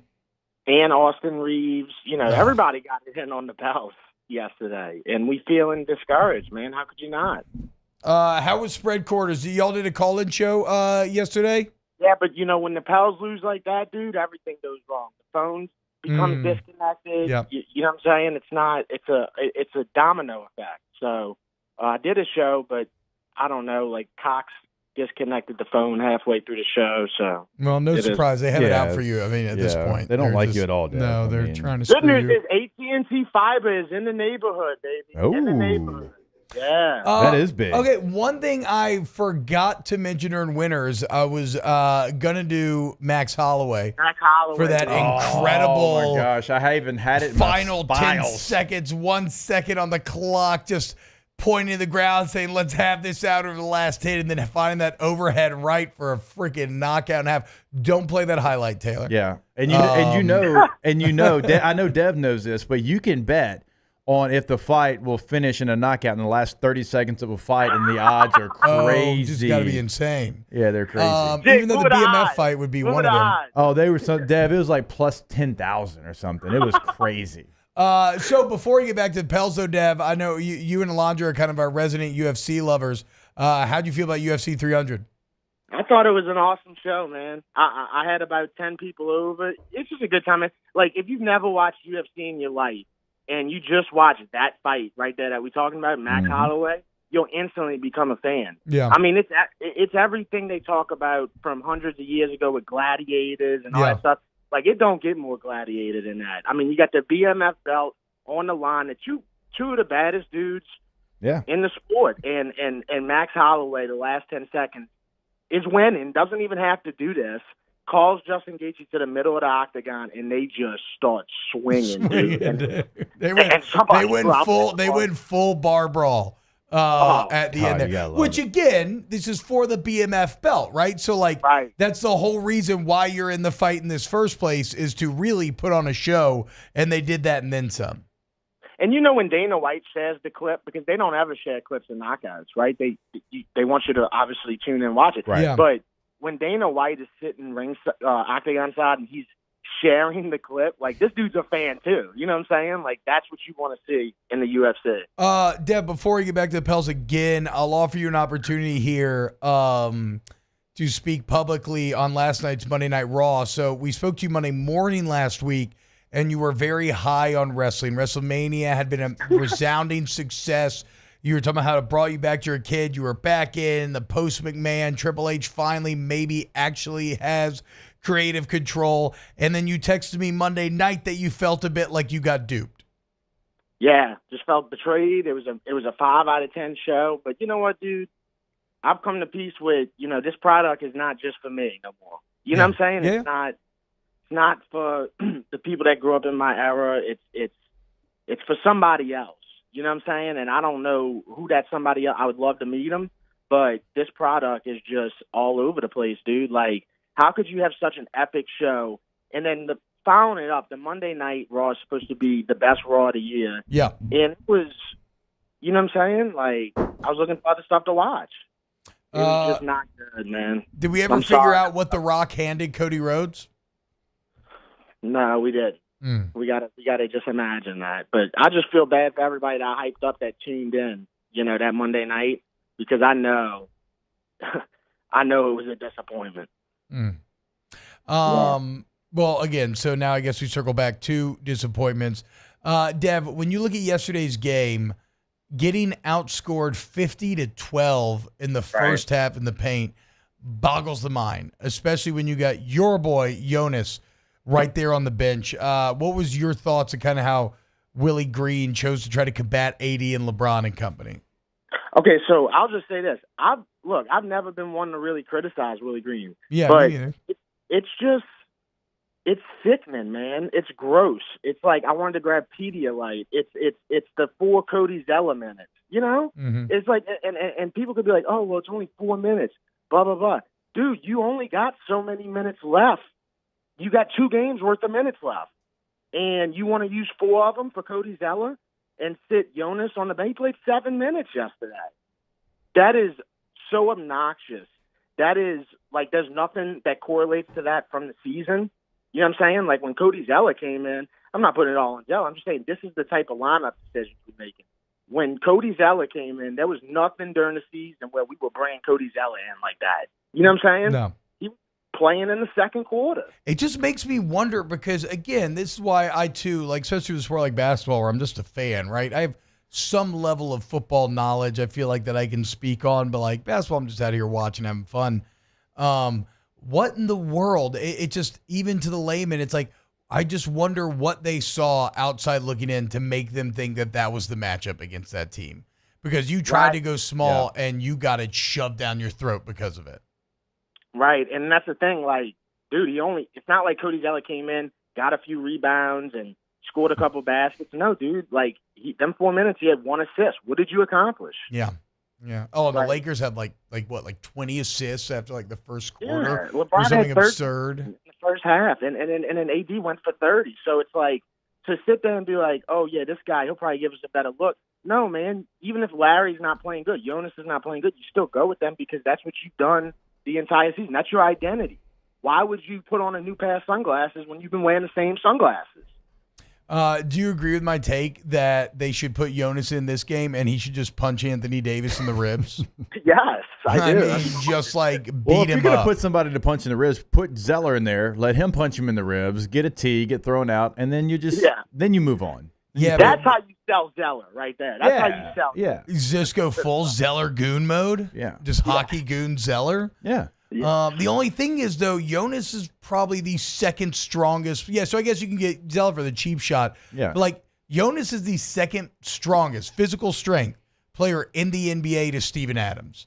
I need him to make Anthony Davis feel him Tuesday night. And I'm going to be fascinated. This is a bit like a little mini playoff series in and of itself, and that I'm going to be very interested to see what adjustments Green and the Pelicans make to try to avoid the same fate that has now happened to them 3 of the 4 times they played the Lakers this year. Yeah, and another thing is just the excuses, man. Like, you know, the fan base is so, I don't know, man, softened to the point to where they're like, oh, well, why are you mad? We won 49 games. It's the second best record in Pelicans history. Well, dude, we are a little pissed off because just a couple weeks ago, we were flying high, ready to be in the playoffs. Can't even say in the playoffs. Yeah, that's not. I hate that. Like, that conversation is not devoid of merit, but that's one that you have as a postpartum end of the year. Like, nah, man. Like, because so much hinges. Like, I agree. If you win the play-in and you get in, then this is a huge, demonstrable step forward. Now, our main goal was to avoid the play-in as a whole. You barely fall short. But if you still get a full playoff series, that's a win. That's a step forward. That's a third year where you increased your record. It does become more complicated if you blow these next 2 games. Because then I think, was it a success or failure is much more up in the air. And how about this? The last time you played the Lakers, obviously not yesterday, but the time before in February, you know who your highest rated player was? Jonas? Yep. He was the only, like, you had 2 players that were plus and the plus minus. It was him and Herb, and Valanciunas was your highest rated player. He had 10 rebounds in that game, and that was something that you struggled with yesterday. Right. So, see, it just doesn't add up, man. Just don't add up, man. It don't make any sense. And Devin, maybe I get your thoughts on this. We talked about it earlier. Like with B.I. coming back after being out, again, it's Brandon Ingram. He's an all-star. You're going to play him. But you had a rotation that was working pretty nicely. Like, I wonder how much they're going to play him. I wonder how much he would have played yesterday if the score wouldn't have gotten out of hand. And so the Pelicans, pretty quick here, have to figure out how to integrate B.I. back into the lineup. Yeah, and that's something I was talking about for the weeks leading up to. Like, it's not easy to just bring back B.I. and everything. Because they were rolling. Like, before B.I. got injured, they finally found that chemistry, and they were rolling, right? But then he goes and sits out for a few weeks. Like, it's not just a one-game thing. It's not a one-game and then it's thing. like they fell off, but then it looked like they had recaptured it with like C.J. McCollum going off and Trey Murphy being really confident to shoot a ton.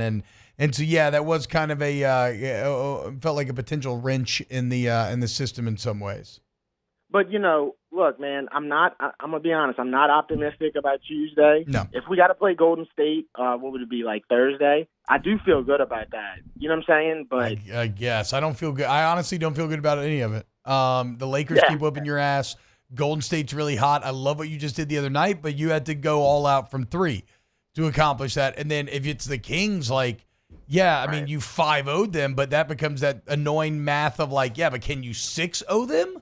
Like mathematically, what are the chances you beat a team 6 times in a row? So I hope the Pelicans prove me wrong. I'm using today to just feel a little, be a little soft boy, be a little in my feelings. By tomorrow, we're going to be back on the warpath. Yeah, we'll see, dude. One thing that kills me is that AD is just still in New Orleans right now. He's just hanging out. You know what I'm saying? Like, because I doubt they went back to LA. No, they stayed there for sure. Yeah, so he's just hanging out, eating good food, enjoying the fact that they just stomped the Pelicans again.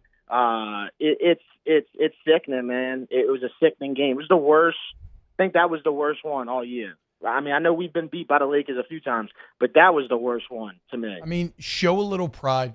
nobody ever disrespected a city that showed him so much love than did Anthony Davis leaving the New Orleans Pelicans. Full stop. I mean, he wouldn't play. He did the "That's All, Folks" shirt. Yep. He, it was, and look, I get it. The organization was sad, like the organization was bad, but the fans weren't. The city wasn't. They embraced him and then some, and he spit on you on the way out. And guess what, Brandon Ingram? They spit on you to go get him, and you're just going to let him keep spitting on you? Okay? Golden ticket game for the Pels tomorrow. We got a lot of guys that got spit on. I mean, look at Jonas. That's why it kills me with the Jonas thing. Like, Jonas got traded from the Raptors the year before they won the title, and this guy should be hungry too, but he's sitting on the bench. He's got 7 total minutes in the most important game of the year. I don't know, bro. I just thought that was because if there's one thing you wanted to be right at the end of the year, you wanted the lineups to be right. Like, you wanted to know who your guys were. And yesterday kind of made me think, hey, do we know? Yeah. I don't know. Well, we're going to see tomorrow night. Dev, what's going on RB&R Day today? What's going on Spread Corners at htmsports.com/shop for all the merch? What's happening? Dude, I went to the zoo last Monday. It was such a good time, man. Audubon Zoo's the Audubon Zoo's still popping. Saw the Komodo dragon, the elephants, everything was pretty much still there. The peacock still roaming around. So that was a fantastic They still got the white alligator that looks like those gummies that you used to eat. Remember the shark gummies back in the day? Oh, they're terrible. Okay, they were horrible. You're an idiot. They're awesome. Horrible. Memphis just got a pack the other day, and I was like, why did you choose that? Do they still have the really creamy looking great white shark? Yeah. You'd always get pumped when you got a great white. That's the exact same texture that alligator looks like. If you were to Dev, how do you feel about the blue shark gummies? Shark gummies are awesome. I'm not a fan. No, I'm not either. They tried to do a Swedish fish thing, and that's the thing. When you try to go Swedish fish, you're gonna get humble. Y'all are dumb. One of my favorite memories ever was my best friend during college, Trey. Shout out Trey Helms. He was drinking at the we were drinking, I think, JL's, and all of a sudden we went for free drinks. Baseball player? And all of a sudden he ended up throwing up right there at the bar stool. And a gummy shark? Well, so no, I was going to say when he puked, we had some Swedish fish earlier, but in the throw up, the Swedish fish were whole.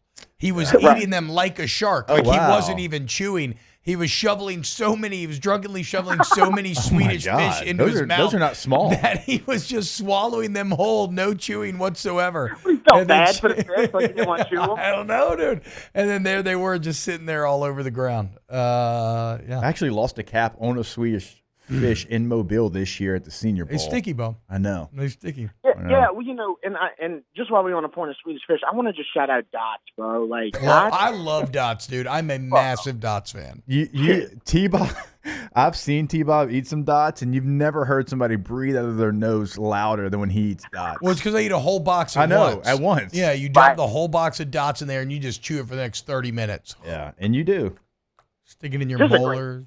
Great Halloween candy. That's not a candy that's promoted. It's just like, if you know about them, you know about them, and if you can find them, go find them. That's actually really good. I mean, they don't need to be advertised. I've never seen a Dots advertisement you don't need ever. to, dude. Dots is they're there always.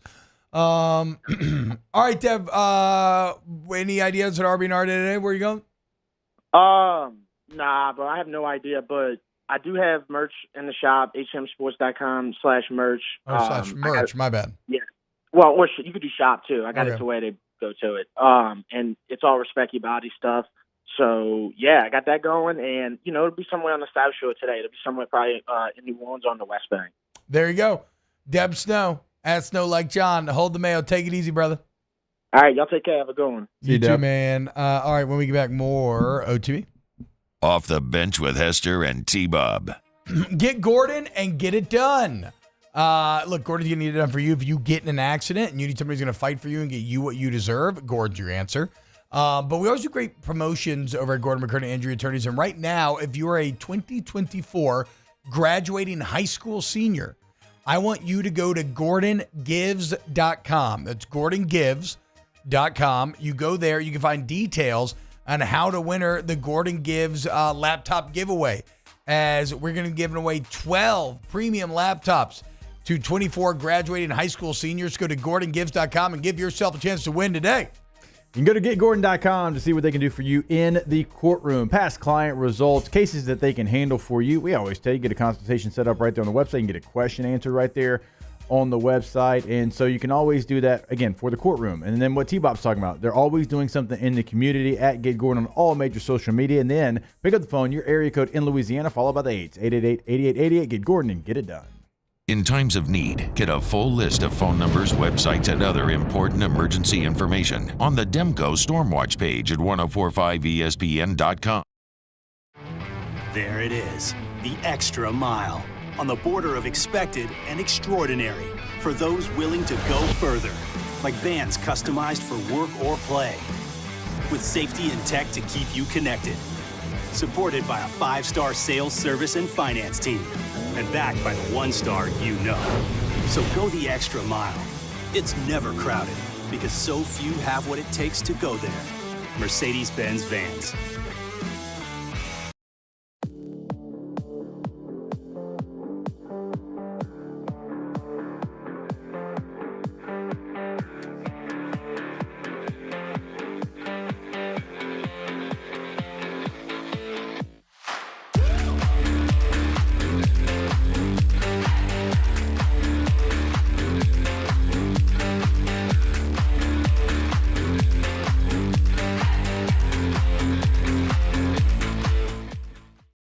Dylan Cruz here to tell you about Six Rings Baseball and Softball Camp. If you live on the North Shore and play ball, go to Six Rings Camps with former LSU assistant coach Dan Canaveri. His knowledge is second to none, and your child will improve and have fun doing it. Camps were held at Coquille Park and Six Rings Academy in Covington with 4 sessions over the summer. Full day and morning only sessions are available from ages 7 to 13. Go to sixringsbaseball.com or call 985-206-9096. Learn the game to love the game.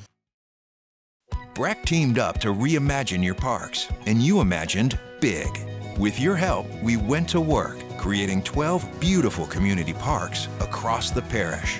A family-sized water park, miles and miles of trails, and parks just for your dogs. There are more places to splash, to explore, to run wild, and even soar. You imagined, we delivered. Gold. BRAC, your #1 park system in the nation. Electricity is all around us, and our families depend on it. Every day is sparked by the power of a cold drink or a warm meal, a movie night, and a comforting light at the end of a dark hallway. From sunrise to sunset, playtime to bedtime, our team is ready to take care of your electrical needs. Even in the case of an after-hours emergency, the light in your life shines brighter with Mr. Electric. Hey, it's Matt Moscona. For years, you've heard me tell you about Insurance Network of Louisiana, helping you find better coverage for less money. But it's not just for your home and auto. They also offer commercial property. So, retail stores, professional offices like doctors, dentists, attorneys, clothing boutiques. Insurance Network of Louisiana can find you better coverage for less money. They service the entire state of Louisiana, and they're local. Join me for a Monday edition of the Hunt Palmer Show presented by Gulf Coast Office Products. If LSU loses the baseball series, we'll probably talk spring game first. If they win it, we'll probably talk about that and the Masters. Hunt Palmer Show, 1 to 3 weekdays, 104.5 ESPN, Baton Rouge.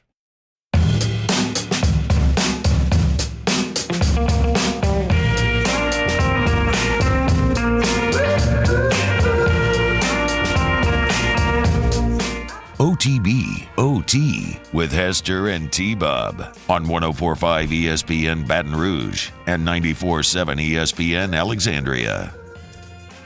Welcome back, OTB. Hey, do remind you about AgTip Baton Rouge, AgTipBR.com. Some stunning weather over the weekend, but the heat's coming, meaning you want to make sure that your AC unit is good to go. And if you want to take control of your comfort zone today, you want AccuTemp, AgTemp of Baton Rouge.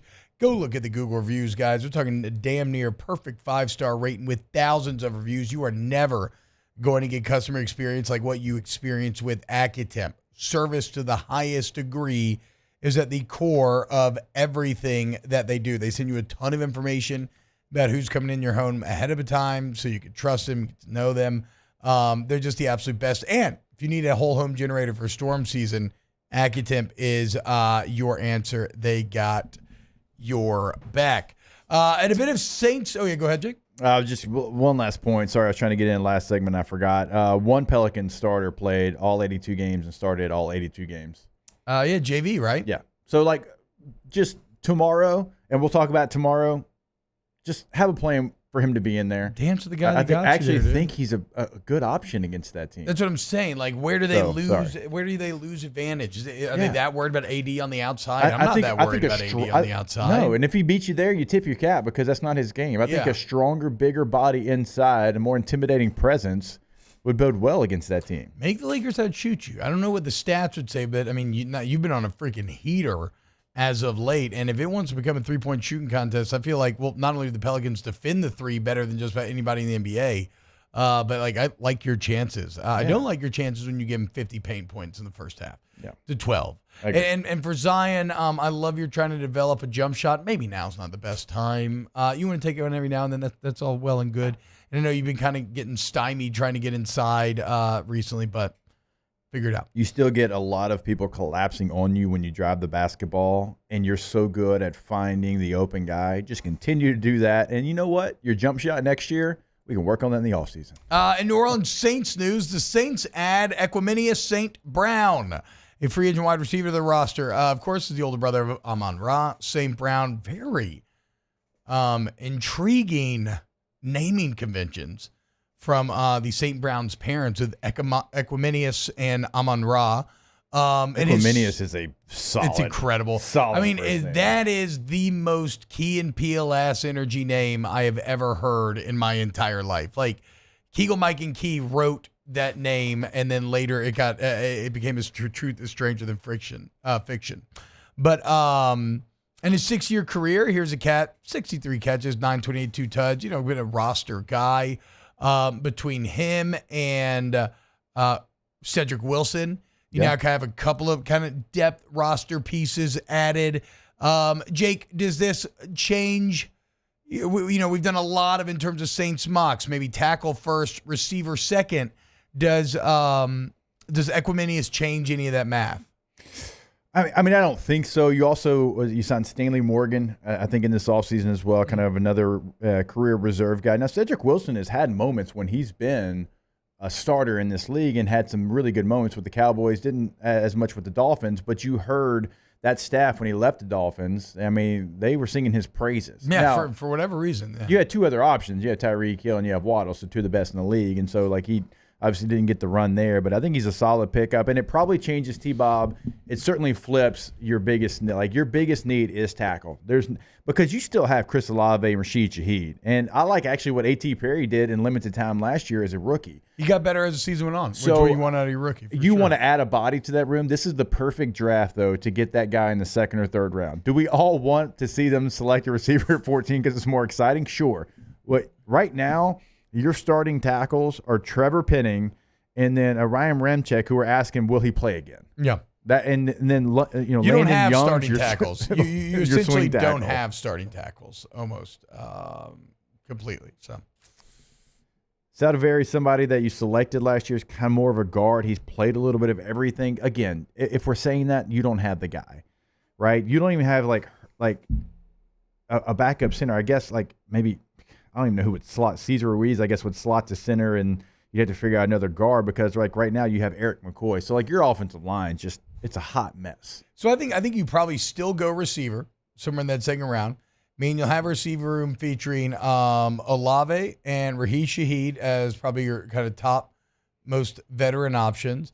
Then is it already getting to A.T. Perry and wide receiver 3? I mean, you got Wilson, Perry, St. Brown, Morgan. That's your options. Juwan Johnson can be an extension of that receiver room. Well, I'm just trying to think about number of receivers that you would carry for on the roster. I bet you draft a guy. 5. And then I bet 1 or 2 of the names that we just mentioned get left off. So you are kind of throwing a lot of guys against the wall here. You can go and 6. See who sticks. You can go 6, T-Bob, though, because Rashid Shaheed is your returner. That's true. So it does give you ability to go 6, and that the 4th and 5th guy would certainly fifth and sixth guy would definitely be special teams war daddies. They'd have to have that. Now, Stanley Morgan has that in his career. He was actually a pretty good special teams player for the Bengals. I mean, knowing nothing about Equiminius, but seeing 6 years on a roster and limited catch numbers. He found ways. I'm guessing he was a beast on special teams. Now, as well. I think one of the questions would be, what kind of receiver do you want them to select? You look at your two options. They're more slender guys are not your big body. So would you go after a receiver? Like, you hope Leggett falls to you in the second round. I don't know if he's going to be there, but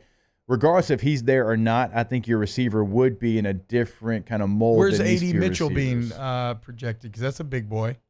I think he'll be gone first round. Yeah, okay, so he's going to go first round. Look at let's go Johnny Wilson from Florida State. Not the most consistent receiver, but if you can get him in the third round, that is certainly a different body type than you have. Would Keon Coleman be there 40-something? That's another big body. He could be there 45. He could be there potentially because of the 4.61. So, which we'll I see. think's fast. I'm just saying. Exactly. We'll see. But the Saints adding some depth to that wide receiver room. All right, closing out the show when we get back here on OTB. Off the Bench with Hester and T-Bob. CentralPlumbing.org, 925-8552. CentralPlumbing.org, 925-8552. Go to Central Plumbing today for all your plumbing needs. Look, man, they're your one-stop shop. Been at it for 50 years. They got the flat rate pricing. They got excellent warranty coverage once the work is done. They're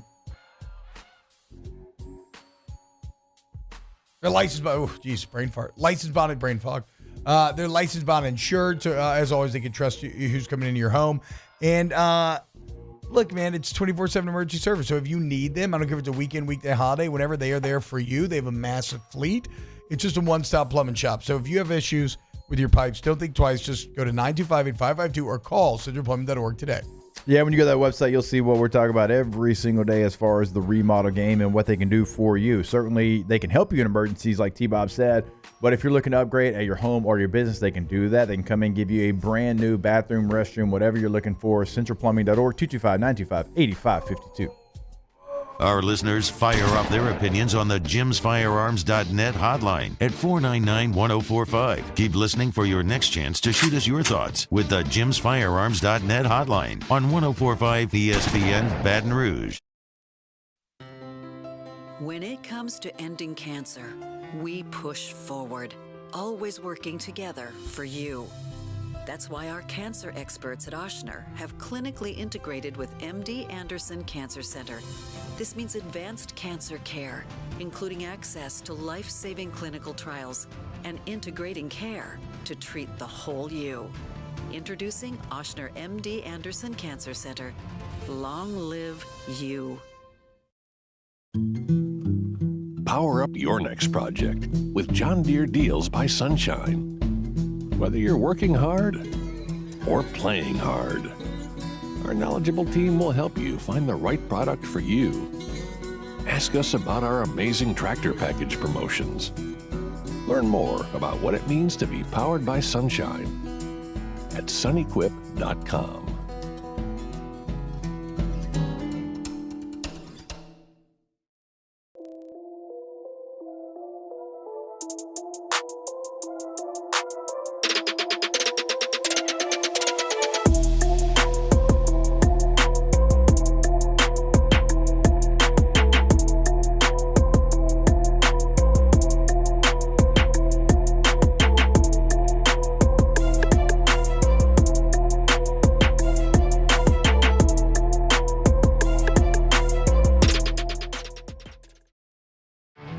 There it is, the extra mile, on the border of expected and extraordinary for those willing to go further, like vans customized for work or play, with safety and tech to keep you connected, supported by a 5-star sales, service, and finance team, and backed by the 1-star you know. So go the extra mile. It's never crowded, because so few have what it takes to go there. Mercedes-Benz Vans. Yo, Jake here from my friends over at Community Steel Company located in Gonzales, Louisiana. The local place you can turn to for all of your metal building needs. Notice I said local, not Houston, not Dallas, not Atlanta, but right here in Gonzales. Visit them at their brand new state-of-the-art website at communitysteelco.com or pick up the phone and give them a call today to answer all of your questions on your metal buildings, roofing and sheet metal, and any other steel needs you or your business need at 225-647-2020. Jerry and Benny Payne began Central Plumbing Company out of their driveway in Tanglewood subdivision. 50 years later and 4 generations down the road, we continue to serve Baton Rouge and the surrounding areas for all of their plumbing needs. Residential, commercial, industrial, or hospitality, Central Plumbing is here 24/7, 365. We want to thank our customers, family, and friends for 50 years. Matt Moscona inviting you to join us for Monday's AFR, presented by Relief Windows. We'll recap the LSU spring game, the Tigers and Vols in baseball, and we'll know the Pels playoff destination. Join us Monday, 3 to 6, 104.5 ESPN Baton Rouge. OTB OT with Hester and T-Bob on 104.5 ESPN Baton Rouge and 94.7 ESPN Alexandria. Ask the Bench, brought to you by Cold Curse Light, Vizzy Art Tilter, Blue Moon, Light Skies, Citrus Sweet. Ask the Bench, did Amazon make a mistake dropping the whole Fallout season in one fell swoop? This is something that, so I didn't realize that the whole season was out. For some reason, I thought only one episode was, but have you heard of this Fallout show, Jake? Yeah, for sure. Yeah, so based on a video game, I don't really play the game too much, but I didn't either, but series. I previewed it. It's got one of my favorite actors in it, so I was like, yeah, I'll give it a shot. So it's supposed to be really good. People are loving it. Yeah. But like I just saw a tweet just now that was like, what do you think of season 1? And then I realized it's all out, and I'm looking at the replies to the tweet, and almost every reply is, please, for the love of God, next time release this week by week. Like, I just don't know why we drop shows all at once. It just takes away from all the community enjoyment. I go back and forth because I know we got 30 seconds. I like some shows, like the anticipation, but sometimes I do like the fact that I get so hooked into a show that I can just watch it one summer night. We're gonna mow through 6 episodes. But that's where like you have to be protected against yourself. I want to eat the whole pizza, but I feel better if I only have 2 slices. I can't. But that whole pizza tastes really it good does. sometimes. Off the bench with Hester and T-Bob. No doubt.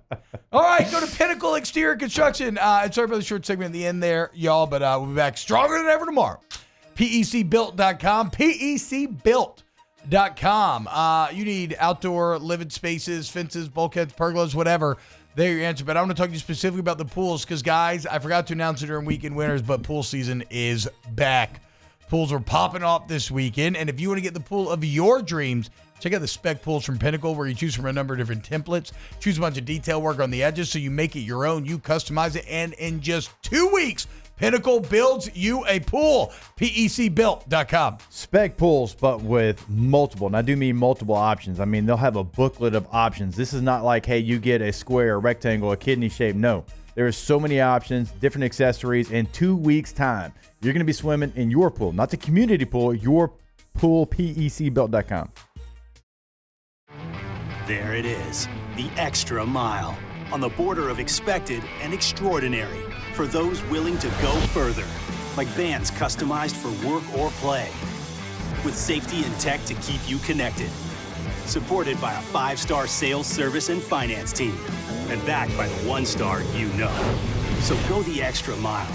It's never crowded, because so few have what it takes to go there. Mercedes-Benz Vans. Gulf Coast Bank and Trust is giving our customers the power to bank anywhere, anytime during this challenging event. And we're right there with you. Our mobile banking app is a smart way to manage your money and time. Gulf Coast Bank and Trust, the bank that cares about you.